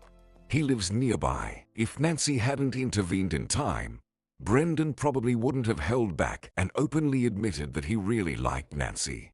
Roger couldn't care less. Brendan got up from the table. I have to go. Nancy, thank you. The dinner was delicious. Thank you, Brendan, for helping us out. Drop by anytime. We're always glad to see you. Her words twisted Roger's insides into a huge knot. Just remember, when you come over, Nancy is still married, Roger said. Nancy, don't you notice that he's flirting with you? I'm tired of watching this. How long can this go on? I understand I'm at fault, but can't you forgive me and give us another chance for Molly's sake? Let's go to the city. I promise you won't regret it. If you disagree, I'll take a leave and move in with you and Molly for a month, because I refuse to stand aside and watch as the woman I love is taken away from me. If you threaten Brendan again, forget about ever coming here again. I won't blush because of you in front of a decent person anymore. And now, take your test and leave. No one will let you stay overnight here anymore. And drop your utopian idea of saving our marriage. I repeat, I will never be able to forgive infidelity. Felicity looked at Ron and couldn't understand how she had managed to live with him for so many years. So, what did you want to talk about? Today was her first day back at work. She thought Ron would be upset about being moved to a small corner in the supply department. But to her surprise, Ron pretended to be satisfied. Roger probably talked to you. I want to somewhat make up for my guilt and give you and our son 15% of my share. It was amusing to watch him. Where had his smug face, arrogance, and self-centeredness gone? And what's stopping you? I'm fine with it. Good job. Finally, remembering our son. Just a warning, though, we're not revisiting this topic. Work will be the only thing connecting us. Felicity paused, took a breath. So, have you changed your mind about handing out your belated Christmas presents? I've already talked to our son, and I'm ready to repeat it personally for you. I don't need too much. 20% will do. That's great. Felicity praised him. Let's deal with this issue today. For several days, Julia had been contemplating how to tell Lance that he had become a father for the 4th time. If she hadn't noticed any resemblance between them before, now she clearly saw that the oval of the face, the eye color, and even the slightly noticeable birthmark on Gregory's neck reminded her of that fateful evening at her friend's house. Oh, come on. Lance opened the door. Seeing him, Julia sighed heavily. She deliberately came on a day off to calmly talk and possibly repent to her only friend. Hoping to be understood, the kids are at Grandmaster Day, and Erica went to the store. She'll be back soon. Come in. Let's undress your Gregory. Let's see your son. We've never seen him before. Who does he resemble? Lance asked. Lance, just don't worry. I must tell you that Gregory is your son. He stood with his mouth agape and couldn't make sense of anything. Be careful what you say. It's good that your wife isn't home. Julia shook her head. Gregory, puckering his lips, looked up at the ceiling. To dispel Lance's doubts, it was necessary to show the birthmark on the child's neck. Don't look at me like that. I'm shocked myself. I was sure the child was Roger's, but he brought me a DNA test yesterday, which said the degree of relatedness is 0%. Putting Gregory on the couch, Julia wearily sank into a chair. She watched Lance, whose eyes widened, trembling with fear as he looked at the child. What are you going to do? I hope you won't tell Erica about this, he asked. Why should I keep silent?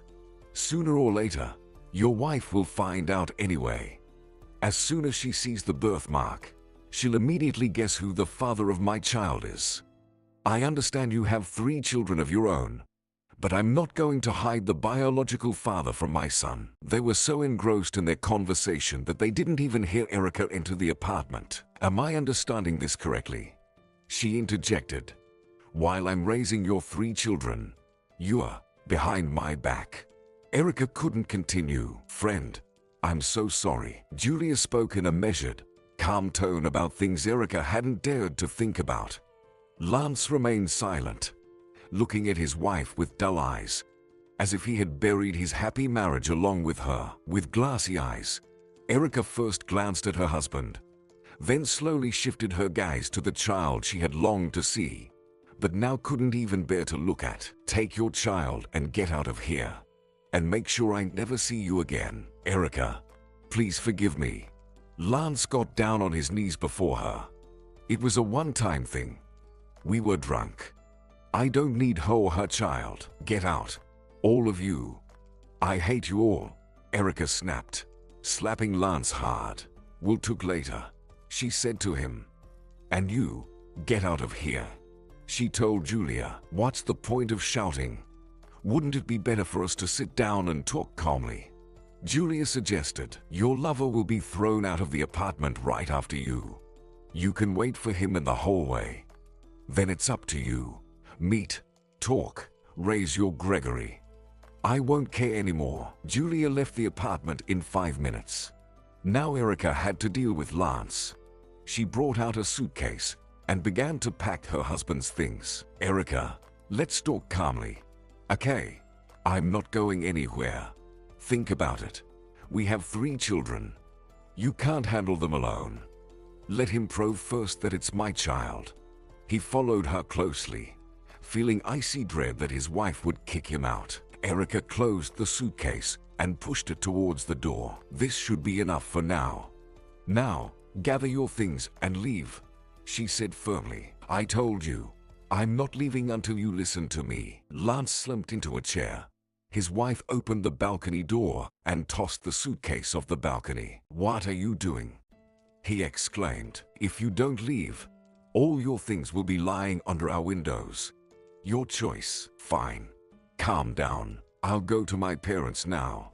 I spend the weekend with them. You'll calm down. And on Sunday, I'll come back and we'll talk peacefully. Hello, Peter. Felicity stepped out of the car and handed him a bag of gifts. I've come for a visit. Hope you won't turn me away. We're always happy to have guests. He opened the gate. Seeing the esteemed guest, Eliza immediately began setting the table. Nancy, I've come to talk to you. Just to be clear, Roger knows nothing about this. Everything I'm about to say is solely my initiative. Felicity sighed heavily. The conversation ahead was going to be tough. Nancy, you know how I feel about you. I love you like my own daughter. I feel sorry for my son. I see he's suffering. I understand he's to blame. Nancy, maybe you'll give him another chance. You love each other. I'm not justifying Roger, but I see he's realized his mistake. I'm sure he won't dare to do it again. Nancy just shook her head. To protect you, I want to suggest moral damages. You buy a flat, draw up a prenuptial agreement with a notary, stating that the property will be owned by the wife only, and only after that, you agree to reconcile. Felicity proposed. Having voiced her proposal aloud, Felicity didn't rush Nancy for an answer. As a woman, she understood her well. Although Nancy tried to put on an impassive mask, Felicity felt that despite everything, the children still loved each other. The offer is certainly tempting. Having your own flat is wonderful, Nancy replied. Come with me to the city today. You'll stay for a while, and if you realize you can't forgive Roger, you can come back. If you don't want to go with me today, just call. We'll come for you anytime. Felicity persisted. Silence fell in the kitchen again. Felicity knew she was pressuring Nancy with her authority, but there was nothing left to lose. Roger had wasted away from worry. He became nervous and constantly dissatisfied. Peter, what do you think about this? Felicity asked. I'm against it, but I'll accept whatever decision my daughter makes. He replied. I'll agree with my husband. Eliza said with a heavy sigh. The decision is yours, Nancy, Felicity said. Nancy rubbed her forehead. The inner voice whispered that it was worth a try. But just the thought of possibly having to sleep with him again sent shivers down her spine. Nancy, you're not losing anything. You'll live with Molly in a separate room. If you realize you can't forgive Roger, you can gather your things and leave at any time. Felicity reassured. I agree to stay with you for a while, but just so you know, it doesn't mean I've forgiven my husband. Consider it merely out of respect for you, Nancy replied. Eliza raised an eyebrow in surprise. Peter rolled his eyes. Well, until you change your mind, shall we start getting ready? Felicity asked. Okay, I'll go get ready. Nancy smiled in response. After kicking her husband out, Erica locked the front door. She slid down the wall to the floor, burying her face in her knees, and burst into tears. It was hard to be disappointed in the father of her children. She always thought of her husband as her support, a reliable friend. But now she was left alone with 3 kids. The phone kept ringing incessantly. Lance sent text messages, but she didn't want to read them. She simply added his number to the block list. Someone rang the doorbell. You have a delivery. The courier handed her a slip and a pen. After she signed, he gave her a bouquet of flowers and left. Erica, forgive me. You can kick me out, But I won't leave. Because I love you. Don't even think about divorce. I won't let you go anywhere. Just think, where would we be without each other? Erica read the note. She opened the balcony door again. Looked down. Lance stood near the entrance, tilting his head up. Erica threw the bouquet at him. Let him choke on it. Inside, there was a sharp need to quickly pack up her husband's remaining things, arrange for delivery, and send the bags to his parents. Clean the house thoroughly. And starting tomorrow, start thinking about life as a single mother of 3. She caught herself thinking that she might have forgiven her husband for a one-time betrayal, but she would never forgive Gregory. The likelihood of Lance being Gregory's father was 99.998%. The tiny hope that Lance wasn't Gregory's father collapsed like a house of cards. On the brink of divorce, Erica realized there was no turning back. For the first 2 days, Lance kept calling, lurking near the entrance. Finally, she gathered the courage to talk to him and asked for time to gather her strength and think. Her mom took just 5 minutes to figure everything out. Seeing Erica's tear-streaked face, she took the kids with her. She advised Erica not to mope around, but to take care of herself and never fall into depression. Erica sat in the chair, holding a glass of wine, her mind swirling with the image of her beloved husband pleasuring her friend. A knock on the door snapped her out of her reverie. Erica got up, approached the door, looked through the peephole. Lance, why are you here? I asked you not to bother me. Darling, I can't take it anymore. I'm going crazy. He got down on his knees again, clasped her legs with his arms. Erica, forgive me, fool. It won't happen again. Let's go to the living room. I'll show you a very interesting document, Erica said. Read it. She pointed to the envelope. Did you take a test? Her husband asked. He quickly skimmed through the text. Seeing the positive result, he shook his head, pinching the bridge of his nose with 2 fingers. Let's have some tea. I brought a cake. I hope you won't throw it off the balcony. With a cold and indifferent gaze, she watched Lance. He boiled the kettle, took the cake out of the box. Erica, I'm very sorry, but unfortunately, I can't change anything now. We have to accept that our girls have a little brother and move on, he said, looking at her with regret. Erica glanced at her half-empty glass of wine. She grabbed the glass and splashed the remaining wine in his face. Feeling better, he asked, Tell me, what do I need to do for you to forgive me? We can't put the son back where he came from. We'll have to live with this fact. She caught sight of a wooden skittle. Erica grabbed it and then struck Lance on the shoulder. Feeling better, maybe we can talk calmly now. He extended his hand to take the skittle, but Erica swung again, hitting him in the groin. Lost your mind. Lance doubled over in pain, clutching his groin, thinking that the cheater got what he deserved. Erica finally calmed down. Get out of here. Raise your son, jerk. I don't want to see you.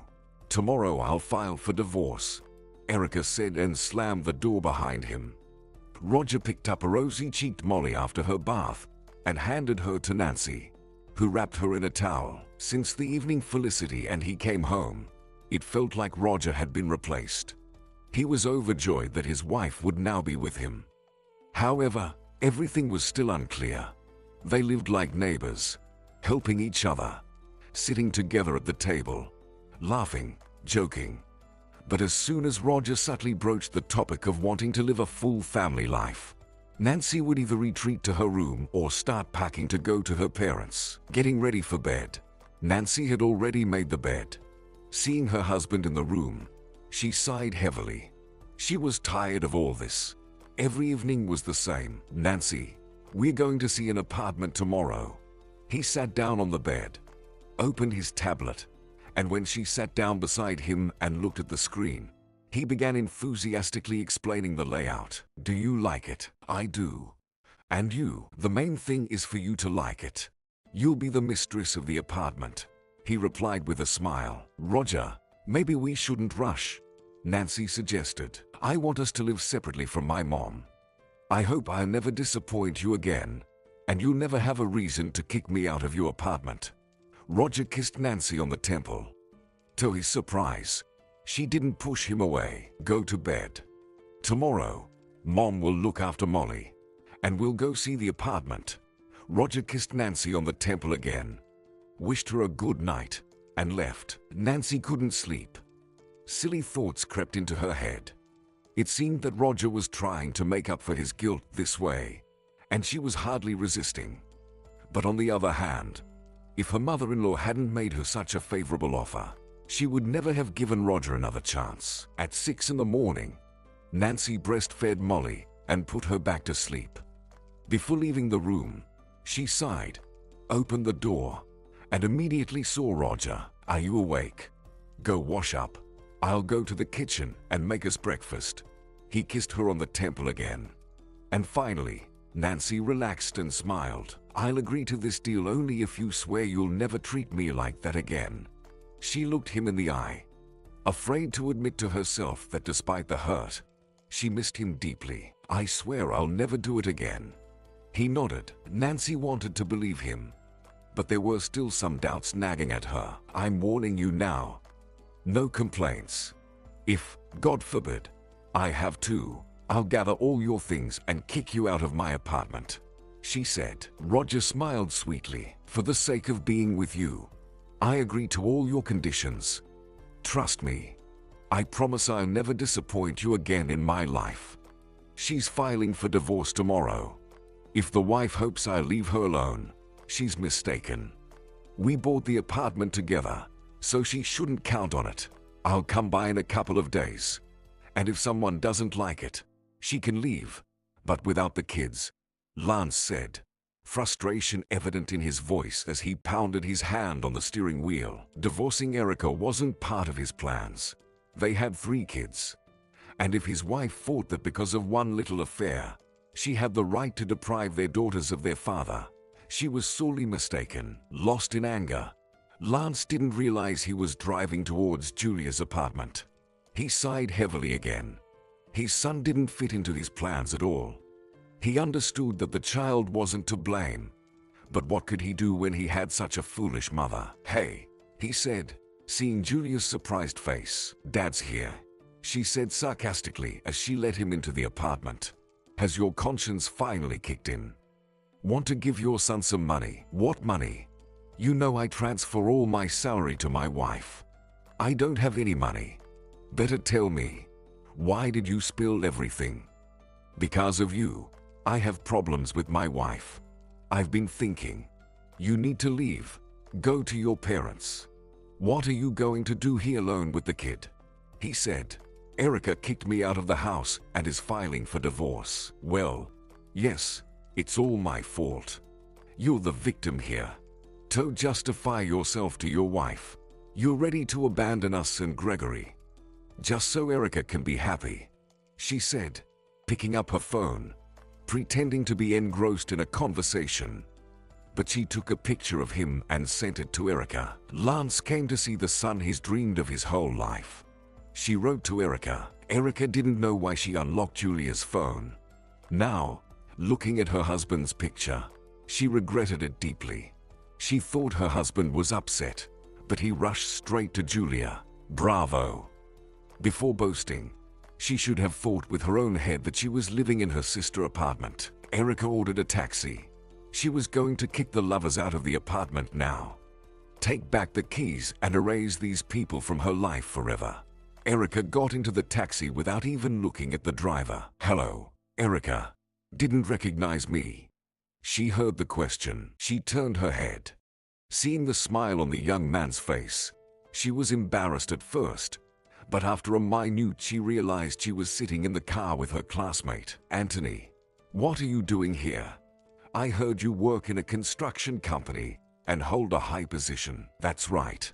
Anthony smiled. "Yesterday, I played cards and lost to my friend. Had to work in a taxi today instead of him." "And you? How are you?" "Erica, I heard you became a mother of many children." Erica silently nodded. "How's Lance? Why are you here without him?" Anthony continued. "We're getting divorced," she said. "Erica, I'm sorry. I didn't know. He sighed heavily and fell silent. Erica felt terribly awkward. Why did she blurt out about the divorce? It's okay. Everything's fine. You're not to blame that my husband cheated on me. My friend gave birth to his long-awaited son. We have 3 daughters together, she said. Wow. I didn't expect that from him, Anthony said. Neither did I. I'm actually on my way to see his mistress now. I want to look her in the eye and kick them both out of my sister's apartment, Erica said. Do you really need that? Why don't you come with me to a country house? You'll relax. You're divorcing your husband, and I divorced my wife a month ago. It's a good reason to celebrate, Anthony suggested. Well, I don't know. Honestly, I'm not in the mood for fun right now.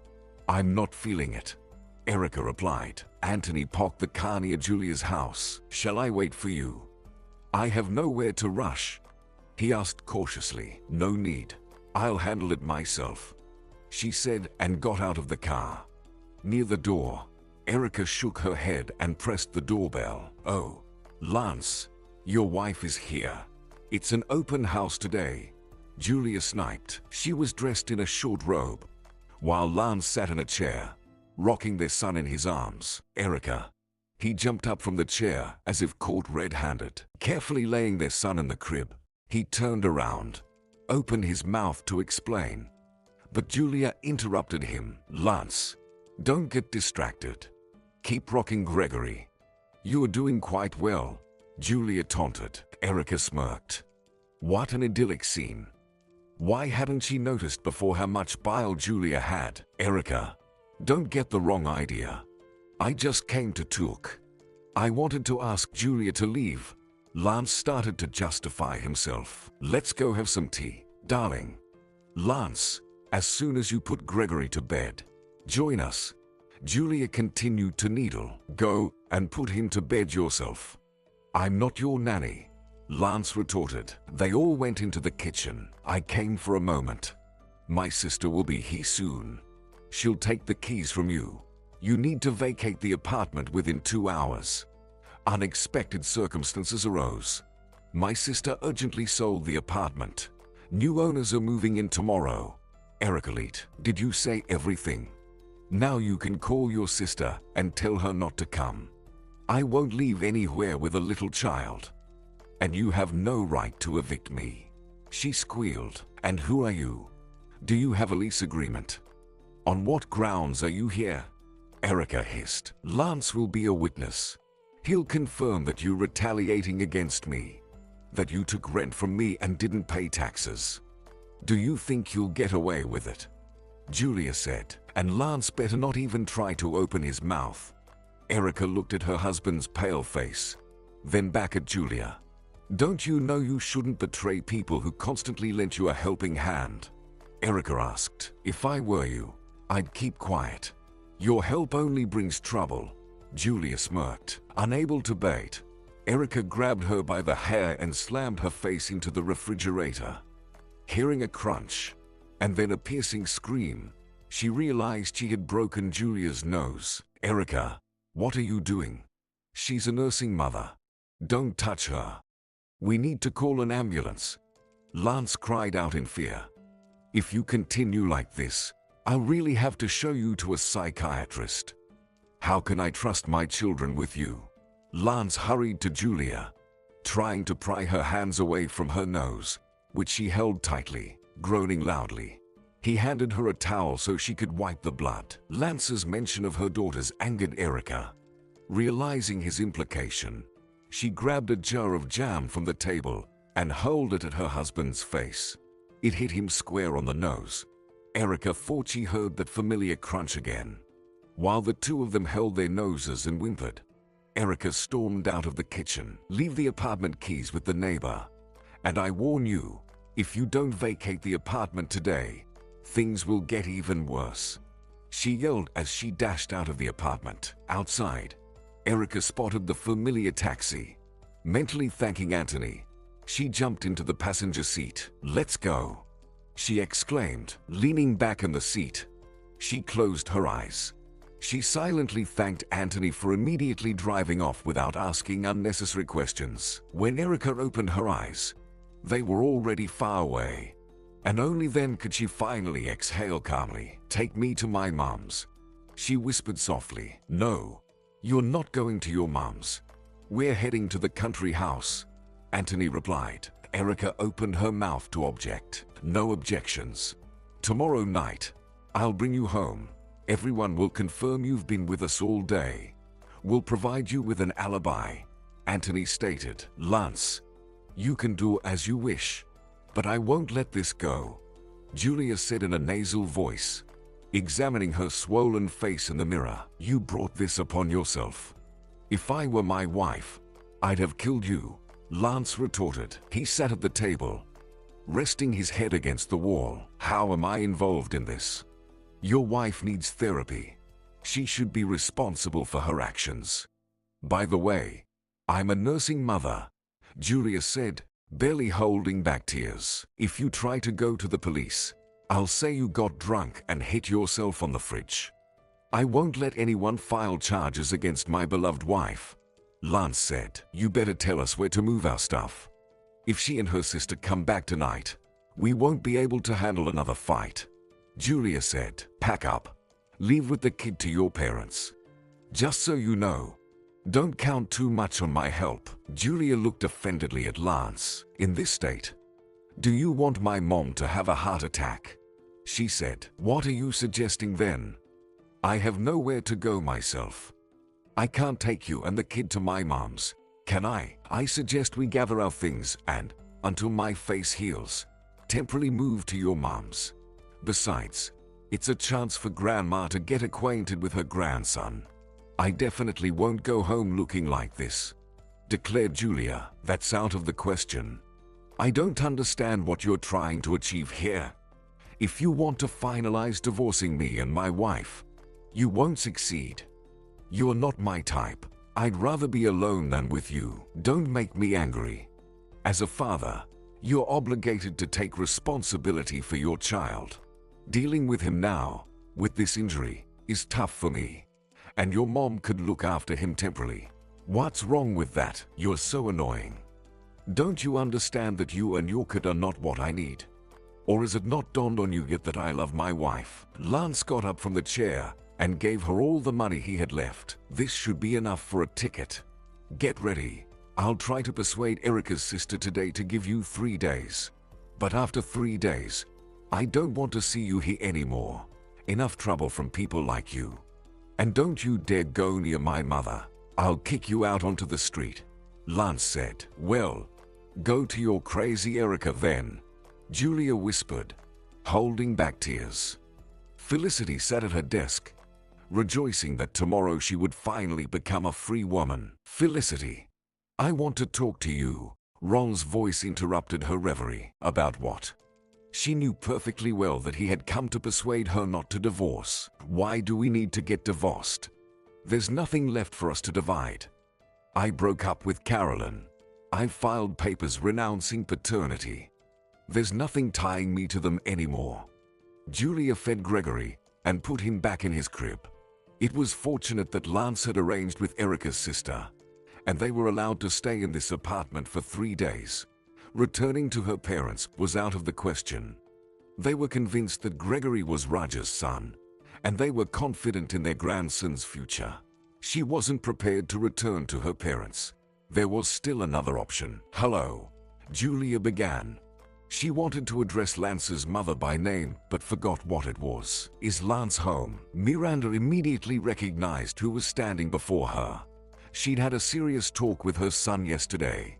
Learning about his despicable treatment of his wife, she was ready to confront the scoundrel then and there. "Come in," she said, displeased. Miranda could barely contain herself. "Why did you come?" she asked, and loudly called for her son. She had no intention of letting the girl into the apartment. Seeing Julia, Lance could only sigh heavily. There was no energy left to argue. He had promised his mother that he would try everything to save the family. "Take the baby. Can't you see I'm struggling?" Julia whispered softly. "Thank Erica. If it weren't for her, I wouldn't be standing here humiliating myself before you. I would have gone to my parents. She handed Lance their son. He took Gregory silently, looking guiltily at his mother. I'm warning you now, nobody is going to live here. You, my dear, when you wormed your way into your friend's husband's pants, what did you expect? Miranda said. And why are you silent? This wretch is tearing your family apart. Give her the baby and let her leave. I have 3 granddaughters, and I don't want anything to do with this. She gestured toward Gregory. I refuse to acknowledge him. Mom, Julia is leaving now, Lance said. Is that so? My dear relatives, whether you like it or not, I'm feeling unwell. She took a bottle of expressed milk from her bag and placed it on the key rack. Put this in the fridge. There's formula, diapers in the bag. I think you'll manage. Miranda stared at Julia with wide eyes. And I'm leaving. I'm telling you again, I'm feeling unwell. I need to rest. We need to find another apartment for me and my son. I don't know when I'll be back. I definitely won't be here today. Call me if anything, Julia said. Lance tried to grab her hand, but Julia pushed him away. She quickly opened the door and rushed out of the apartment. A cold sweat dripped down Miranda's back. She realized her son had fallen into a trap from which he was unlikely to escape. Lance was completely unprepared for this turn of events. Holding Gregory in his arms, he looked at the bewildered Miranda. Is this what you wanted? Now you can forget about your family. Erica isn't stupid. She won't take on a 4th child. And Julia won't calm down until she finally divorces you. Congratulations, son. What are we going to do now? I don't know. We need to talk to Erica. She's Julia's friend and knows her parents well. I suggest we take Gregory to them and let them deal with their daughter themselves. Will Erica even talk to you? I'm afraid if you approach her, you'll just start another scandal. I'll try talking to her myself, Miranda said, taking out her phone and dialing Erica's number. Erica opened her eyes, turned her head, and saw Anthony sleeping beside her, which sent a wave of panic through her. She peeked under the covers and breathed a sigh of relief. Thank goodness she had slept in her clothes, meaning she hadn't allowed anything unnecessary to happen. Struggling to recall through the dreadful headache, she remembered how she and Anthony had washed dishes together in the evening. Then he suggested having a little more to drink, and after that, her memory pieced together in fragments. Anthony, you promised me you'd sleep in the other room, she said. Don't worry. I slept downstairs all night, but I got cold towards morning, so I had to move over here, he replied. Their conversation was interrupted by a call. Seeing her mother-in-law's number, Erica put a finger to her lips. I'm listening, Miranda, she said, trying to keep her voice calm. Erica, please don't hang up. Try to listen to me to the end. Broken noses are just a drop in the bucket compared to what your ex-friend has done, Miranda said urgently. I'm listening carefully, Erica replied. Overcoming her headache, Erica got up from the bed and descended to the first floor, still holding the phone to her ear. If you need Julia's mother's phone number, I can send it to you, but I can't help you with anything else. Lance is to blame for ending up in this situation. I'm not going to help him, she stated firmly. Upon receiving the message from Erica, Miranda breathed a sigh of relief. Lance was calling Julia literally every 5 minutes, getting worked up because nobody was answering. Miranda went into the kitchen, closed the door tightly, and dialed Julia's mother's number. What do you mean she left Gregory with you? Julia's mother wondered. And where's Roger? Philida, we need to meet. I have to go to work, and there's no one to take care of Gregory. Your daughter warned me she's busy and doesn't know when she'll be back, Miranda explained briefly over the phone. She had no intention of delving into details over the phone. Let Julia explain everything herself. Come over and bring Gregory. We won't turn away from our grandson, Julia's mother said. Hearing these long-awaited words, Miranda quickly said goodbye, promising to bring their grandson in about 3 hours. Hello. "We've brought your grandson," Miranda said, stepping into the house and letting Lance with Gregory go ahead. Seeing the police officer at the table, they exchanged greetings. Miranda felt a wave of heat sweep over her body under his scrutinizing gaze. "Hello," Phillida grumbled discontentedly as she took her grandson from Lance's arms. "We managed to reach our daughter. Julia is crying and complaining that you've taken her child. Can you explain to the officer what's going on? Who asked you to bring our grandson here? Gregory has a mother. It's fortunate we managed to reach Julia. Our daughter is in tears, not knowing where to find her son." Julia's mother spoke calmly, but her face showed that she was absolutely convinced they had indeed stolen the child. "All right. Let's calmly sort this out. Why do you think we've taken Gregory? Your daughter left the child with us. She wasn't answering calls. Before leaving, she warned us not to expect her today. If you don't believe it, you can check the call history on your son's phone.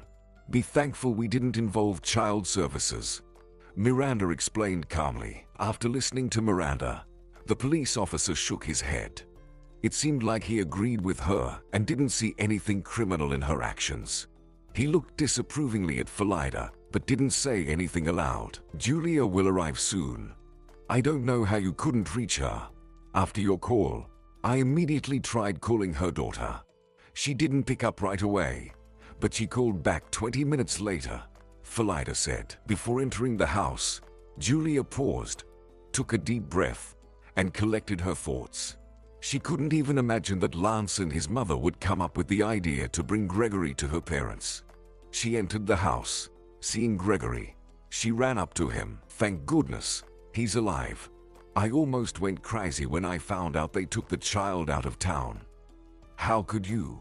She addressed Lance, but he just smirked in response. "Maybe you'll stop lying and tell Mom how you abandoned your son, ran away somewhere unknown. By the way, we have a witness. And anyway, can you steal your own son?" Lance retorted. "I don't understand. And where's Roger?" "Julia, I don't understand anything. You said Roger is Gregory's father," Phillida asked. Her parents had never seen Roger, but according to their daughter, they knew that as soon as she gave birth, they would immediately get married. The parents had asked their daughter many times to introduce them to her future son-in-law, but Julia said he was a very busy man. "Mom, don't listen to him. This scoundrel ruined my whole life. He took advantage of me when Erica wasn't home. He forced me, and then he knelt down, apologized, and asked me not to tell his wife. I felt sorry for him. After all, he's my friend's husband, and they have 3 children. I took a pill. Giving birth to his child wasn't part of my plans, but obviously, something went wrong. I was sure I got pregnant by Roger, but when Gregory was born, I saw a birthmark on him and realized Roger had nothing to do with my son." Julia bit her lip, looking at her mother's widened eyes. "Julia, stop lying. No one forced you. You climbed into my pants yourself. You didn't even think about Roger at that moment." Lance interrupted. "I'm lying. I'm tired of you. Only troubles because of you. With your behavior, you only provoke your wife, and then she fights. See, Mom, it's your beloved Erica who's behind this," Julia retorted. "So, Lance is our grandson's father?" her mother asked. "Let the policeman go. Don't make fools of yourselves." Miranda spoke up. "I understand there was no kidnapping." Julia herself admitted that the young man is your grandson's father, said the policeman, getting up from his chair. "I hope you'll sort it out without me." He left the table and walked away. "Sister Erica kicked us out of the apartment with Gregory. I wanted to stay with Miranda for a few days. Today, I left the child to look at the apartment options offered. And you got scared and went to my parents," Julia explained. "Do you realize you've ruined a family? Left 3 children without a father? I don't justify my son, but how could you sleep with your friend's husband? And after all you've done, you want me to let you and Gregory stay with me? That's out of the question." Miranda said. Why are you separating the children? It turns out you've acknowledged the granddaughters, but you don't even want to let our grandson through the door. Julia's father spoke up. He sat quietly on the sidelines, listening to the conversation. If Gregory was born out of wedlock, it doesn't mean he doesn't have a father and should be deprived of parental love and care. He added, I want my son to reconcile with Erica. Your daughter deliberately provokes Erica with her actions. If my future daughter-in-law finds out we support their relationship, she'll be upset. And I don't want to upset my daughter-in-law, Miranda said. Miranda got up from her chair and headed to the hallway. Lance hesitated for a moment before following her. Goodbye, Julia. I won't refuse financial assistance. I'll transfer 12% from my salary. I can't afford more. I have 4 children now. I understand he's my son and he's not to blame for anything.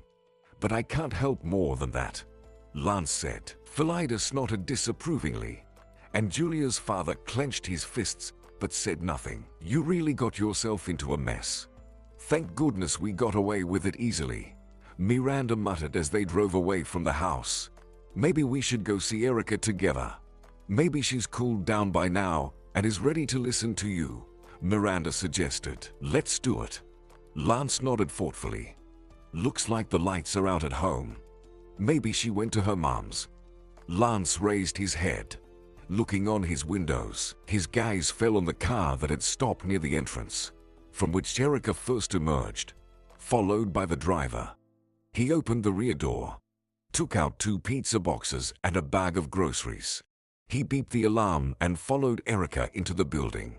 Soon they entered together. What was that? Did you see? Lance murmured, perplexed. I did. Let's wait a little longer. Let them go into the apartment. Let's pretend we didn't see them, Miranda suggested. No way. Lance jumped out of the car and headed up to the apartment. Behind the door, he heard a male voice, Erica's laughter. He was prepared for the worst, but upon seeing Anthony, all the questions he had prepared in those few minutes vanished. Hey, what are you doing here? Lance asked. Hi, Anthony genially replied. Good evening. Do you accept uninvited guests? An excited Miranda emerged from the elevator. Come in, Miranda. Erica smiled. Come into the kitchen. We'll have tea. Anthony is playing the role of the sponsor tonight. He's treating us to pizza. If Erica smiled at Miranda, her gaze towards her husband was as if she was waiting for the moment to hurl another jam jar at him. Where are the girls? Lance asked, glancing around the apartment. What does it matter? I don't ask where your son is, Erica retorted. I can answer that. My mom and I took him to Julia's parents. She's so audacious. She came to our house, dumped the kid, and drove off into the unknown. Unbelievable. Lance began to justify himself. What a hero. Fathering children, scattering them around. You only need one more for a full set of 5. Although, knowing your abilities, you might already have the 5th somewhere, Erica taunted. I don't have any more children. Lance looked at Anthony. Listen, Anthony, where did you come from? Lance tried to change the subject. What's it to you? Erica replied. I invited an old friend for tea. I have the right. I'm a single woman now. I invite whoever I want. Check your passport. You're my wife. If you've forgotten, I'll remind you, Lance said. Guys, enough fighting. How much longer can this go on? You're such a beautiful couple. The whole university used to admire you, Anthony suddenly said. I've watched you from the sidelines and concluded that you love each other. I can confidently say that all is not lost. Lance, you're to blame, of course, but Erica, look how he's suffering. Erica gave Anthony a displeased look. She didn't expect such words from him. Can such a thing be forgiven? And it won't be forgotten. Knowing Julia, she'll always remind me of it. I have 3 kids of my own. I don't have the strength for a 4th. Neither morally nor physically, Erica said. Anthony was right. She still loved her husband. But at the same time, She realized that nothing could change. Anthony, thank you for your concern. You correctly noticed that I still love my husband. It's a pity to leave the kids without a father. But Erica stopped herself to avoid crying. With a heavy sigh, Anthony got up from the table. He thanked for the hospitality. It's time for me to go home. He smiled. Erica, think about what I said. Betrayal cannot be forgiven.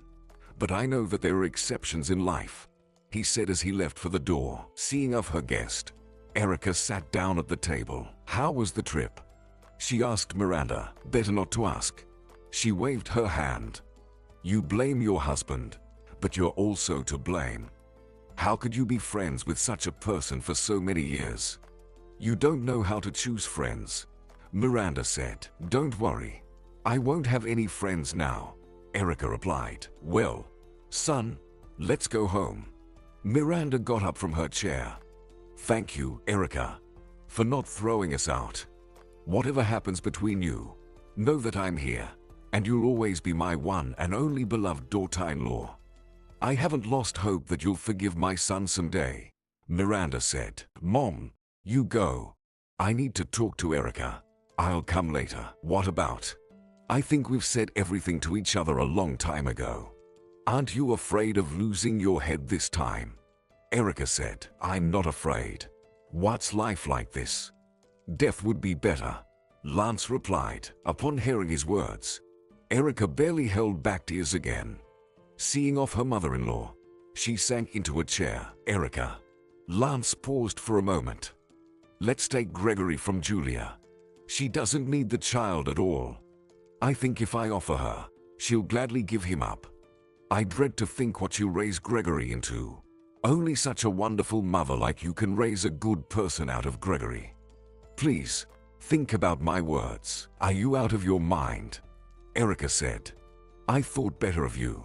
Instead of shielding me from your problems, creating conditions for me to calm down, you're doing everything possible for me not only to stop loving you, but also to hate you. Now I'm finally convinced that I waited in vain for masculine deeds from you, which you're incapable of. She pointed to the front door. Go away. Until the divorce. Try not to cross my path again. We'll communicate only through lawyers. You can keep the car, but forget about the apartment. We won't split the children. Lance grabbed her hands, pressed her against the wall. It's easiest now to blame everything on me. You have to understand that you're also to blame. Knowing your brazen friend, you constantly laughing when she shamelessly dropped hints at me. Julia seemed to be joking, but sometimes the jokes went too far.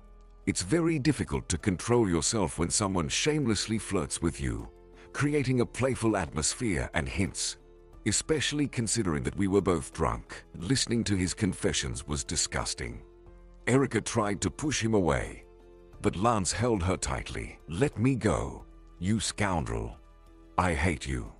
Lance sighed heavily, released her hands, and stepped aside. I'm just trying to explain that I don't want to lose you, so that you finally understand that because of two fools who slept together while drunk, an innocent child is suffering. And if your reckless friend doesn't care about it, then I can't just stand idly by.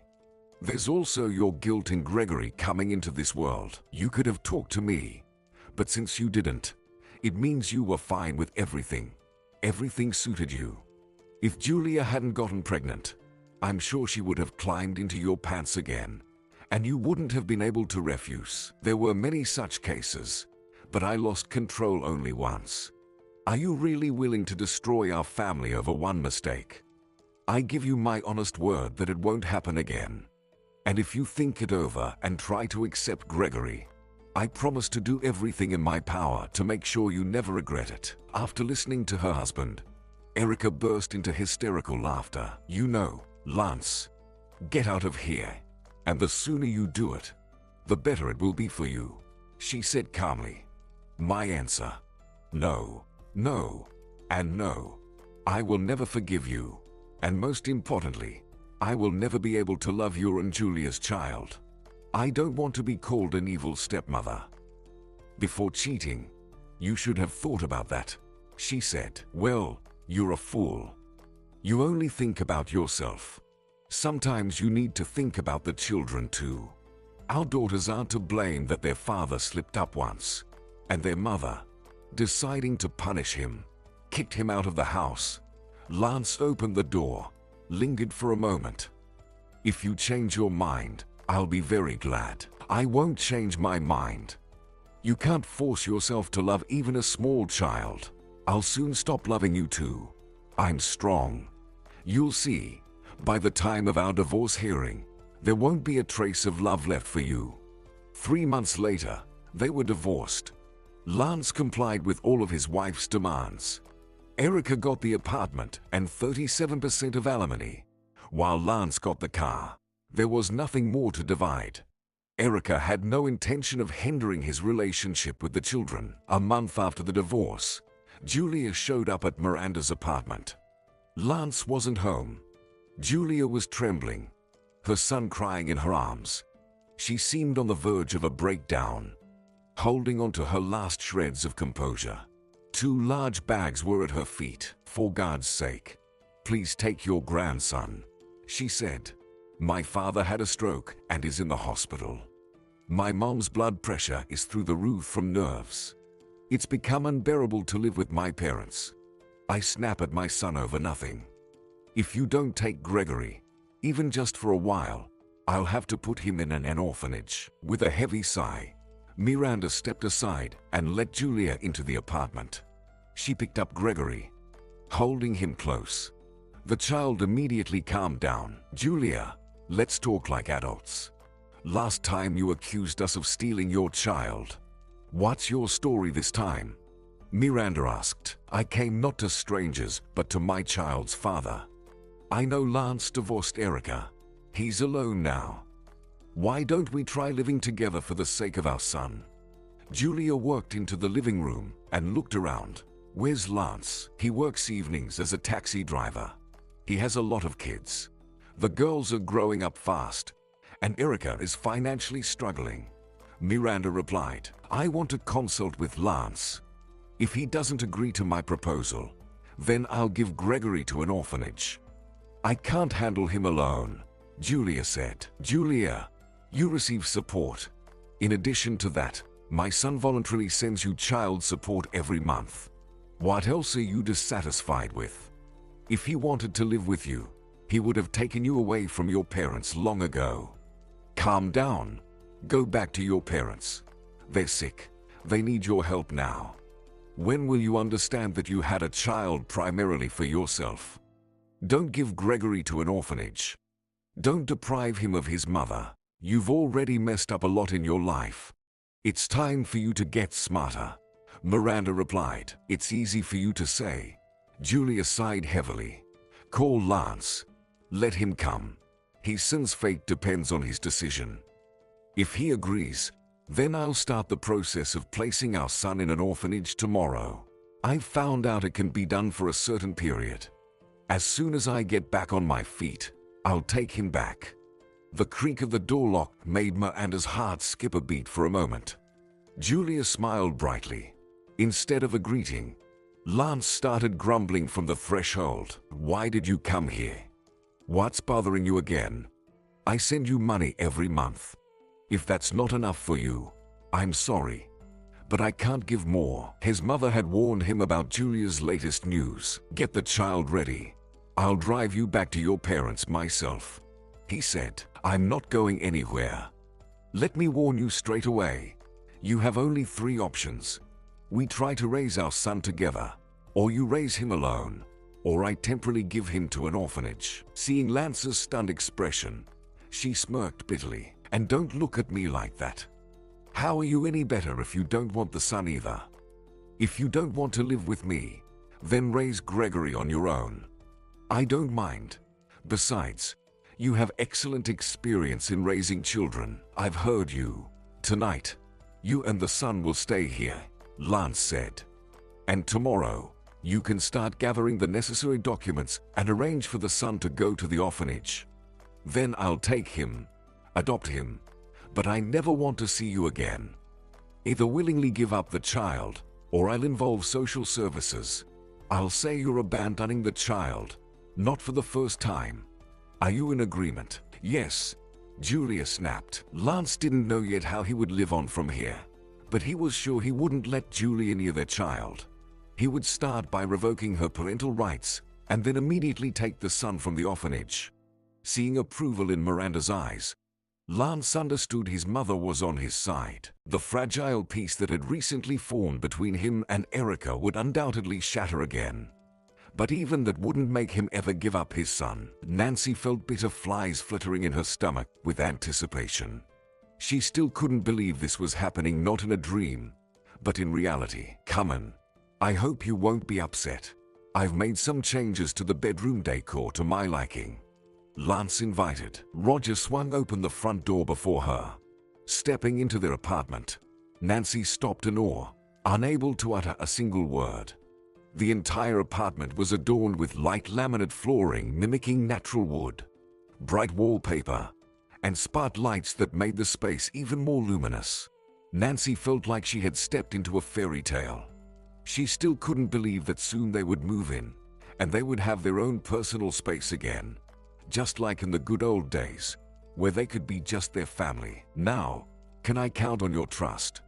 Roger asked, planting a kiss on her temple and giving her a mischievous look. I'll have to think about it, she playfully replied. She stepped out onto the balcony, which was also paneled with light materials. It was stunning. Nancy loved everything about it. She was in indescribable awe. She glanced briefly at her husband's ringing phone. As soon as she saw Julia on the caller ID, her excellent mood instantly evaporated. I didn't understand. Are you two still calling each other? The call was so unexpected that she didn't know how to react. No, of course not. I don't know what she wants from me. I'm not planning to answer, Roger replied. Put it on speakerphone. Talk to her in front of me. And for heaven's sake, make sure I don't hear anything unusual in your conversation. Otherwise, you'll have to move into the new apartment without me, Nancy said. She couldn't believe her husband might be deceiving her again. She had been trying to keep an eye on his every move all this time, and there hadn't been any alarm bells. She began to calm down slowly, but it seemed Julia sensed it and decided to remind her of herself. Nancy, maybe you shouldn't talk to her, or let me talk to her. I assure you there's nothing between us and never will be. If you don't believe me, let's check the call logs, Roger said. I said put it on speakerphone. She insisted. What do you want?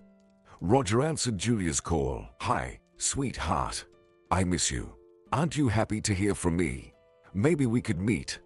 I really want to see you again and talk, Julia said. Are you out of your mind? Say what you need. I'm not going to be distracted by the nonsense you always spew. You have exactly 1 minute, and if you don't make it, I'll hang up and block your number, Roger said firmly. With a clear mind, Nancy realized the call was indeed unexpected for her husband. But for some reason, she wanted to make sure of it. I'm calling about business. Help me get a job. You're a businessman. Finding me a nice position shouldn't be a problem for you. And I won't forget your help. Julia chuckled. There's no suitable job for you, and there never will be. Do you have any other questions? I don't understand. And what kind of job do you want? Aren't you on maternity leave? Instead of ending the conversation, he unexpectedly asked. My child's father took him away from me. Sobbing was heard on the other end of the line. Nancy and Roger exchanged glances. I understand. This is your last warning. Don't call me. Don't cross my path. If you do, I'll crush you like an annoying bug. I wouldn't be surprised if you got rid of your child yourself. Farewell and try to listen to my words. Roger ended the call. He blocked her number immediately and gave Nancy a meaningful look as she watched his actions. Am I forgiven? Have I passed the truth test? He asked unsurely. Nancy, I swear I'm not talking to her. You'd have to be an idiot to get involved with that crazy woman again. I'm even scared to think about it. Relax. I believe you. But I warn you, you don't need to warn me. I know everything. If you suspect something, you'll kick me out of your apartment, Roger continued, smiling and mimicking her words. Erica, hello. Tell the girls that I won't be able to visit them this weekend, Lance said. Okay, I'll let them know, Erica replied shortly. Julia gave up Gregory. She surrendered him to the orphanage. I adopted him. Yesterday, me and Mom finally brought him home. Upon hearing his words, Erica was speechless for a moment. Who will take care of him? She asked, surprised after a long silence. Mom, there's no one else. The boss made concessions and let her work remotely. Tell the girls that I won't be able to visit every weekend. Grandma needs a break too. I don't have a wife and probably never will. You did the right thing by adopting him. Just don't forget about the girls. Come visit them once in a while. They always wait for you. And despite you letting us down, they still love you, Erica said. 5 years passed. Erica's life had changed dramatically during this time. The girls had grown up. As soon as the youngest daughter started kindergarten, Anthony helped her land a decent job. Life immediately took on new colors. With a decent salary, there were more opportunities to indulge herself and the children. Only 3 years after the divorce from Lance, Erica was able to let go of the situation. She turned into a confident woman. She was able to love again and build new relationships. She and Tomas worked together. In a car accident, his wife and child died. Tomas survived but spent a long time in the hospital and then recovering, taking care of Erica. He calmly reacted to the news that she was the mother of 3 children. Just a week ago, she and Erica celebrated a wonderful milestone. Exactly 1 year of living together. Tomas had developed fairly good relationships with Erica's daughters. They didn't forget their biological father, of course, but with Lance having a 4th child, their meetings became less frequent. Currently, the children only see their biological father on holidays.